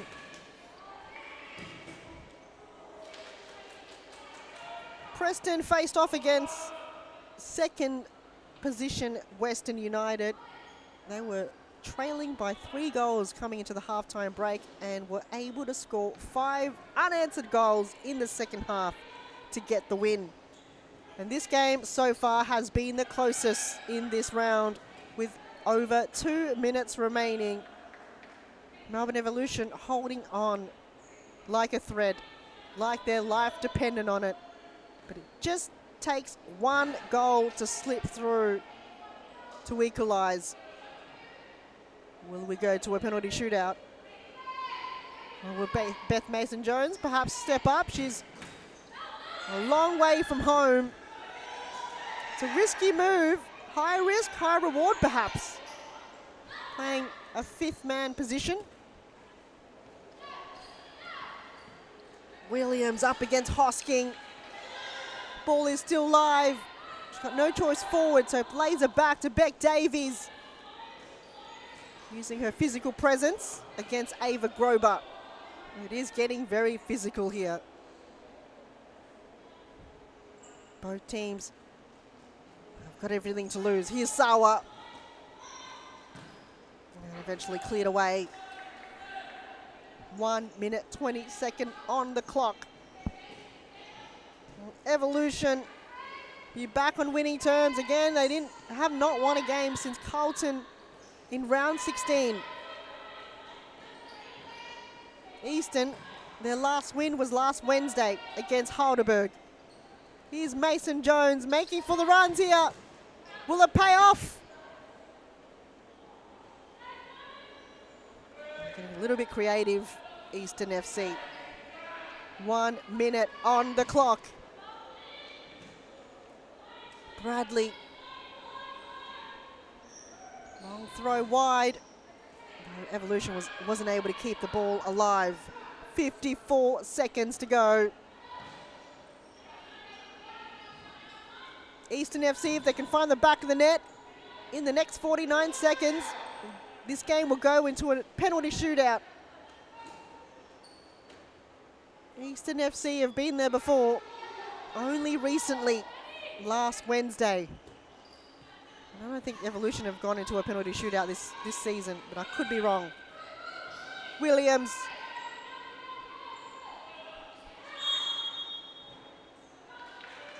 So a free kick given here to Eastern FC with 36 seconds on the clock. Linda Sawa's going deep on the left, and Annabelle Hosking on the right, and Beth Mason-Jones. Where is she going? Very interesting play here from Eastern. An open goal. And Mason-Jones has to run back and track back with 30 seconds to go. Evolution still leading by a goal. Can they hold it for the next 28 seconds? And the win is theirs. Here's Foster. Sawa. Hoskin gets pushed away. Davies quick to assist her up again. Mason Jones goes for a run. Oh, she's lost it. Foster looking for goal, but Grober was able to defend it. 11 seconds to go, and the ball is in Melbourne Evolution's attacking half. Foster will have to dig in 4 seconds. Nope. Touched there by Mason Jones. 10 seconds to go, and it's a Melbourne Evolution corner kick. Linda Sawa thought it was her ball, so she made a run for it. Saved again there by Mason Jones. 8 seconds.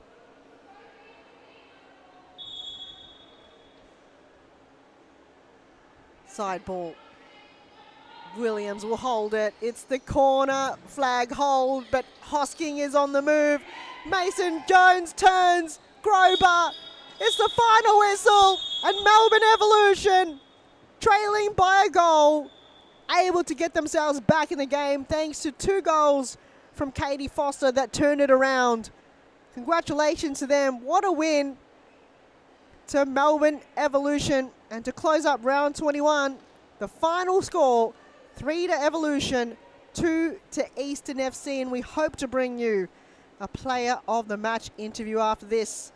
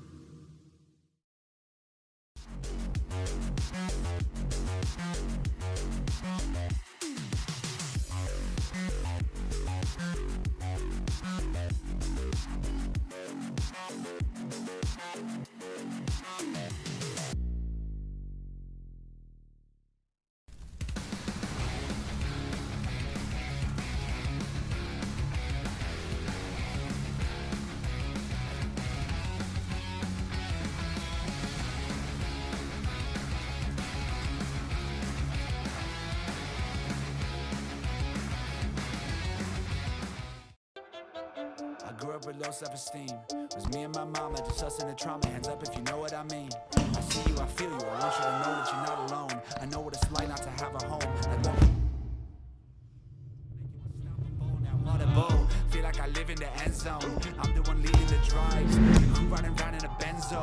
Red I'm in charge of my own fate. Left the excuses behind. Now I'm the illest violinist alive. I took the pain and I thrive, but look at me now.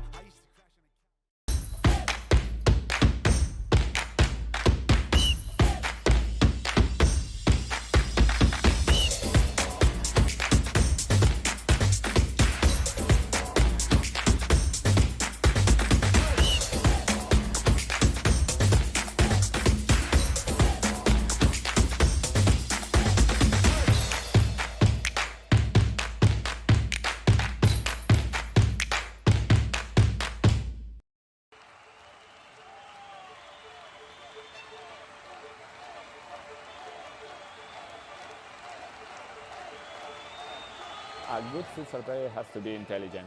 It's the most important quality in a futsal player because in futsal play is very fast, and you have to think really fast. You don't have time, you don't have space. they have to enjoy the game. This finally, futsal or football or basketball or tennis, it's only a game, so they have to enjoy. If they don't enjoy the game, they don't improve. No, they know that we know as coaches that every day is good for improving your level. So you have to work hard every day. It's detail. It's important for improve your career. The group is the key of success. If you don't have a union group, you can win some matches, you can win some tournaments, but finally you don't win the World Cup or you don't win the European Championship. You need a strong group and everybody go in the same direction. The futsal is totally different than in Europe or in other countries. I think there are good levels here in Australia. There are good players, so they have to work hard. And maybe in the future Australia is in the top.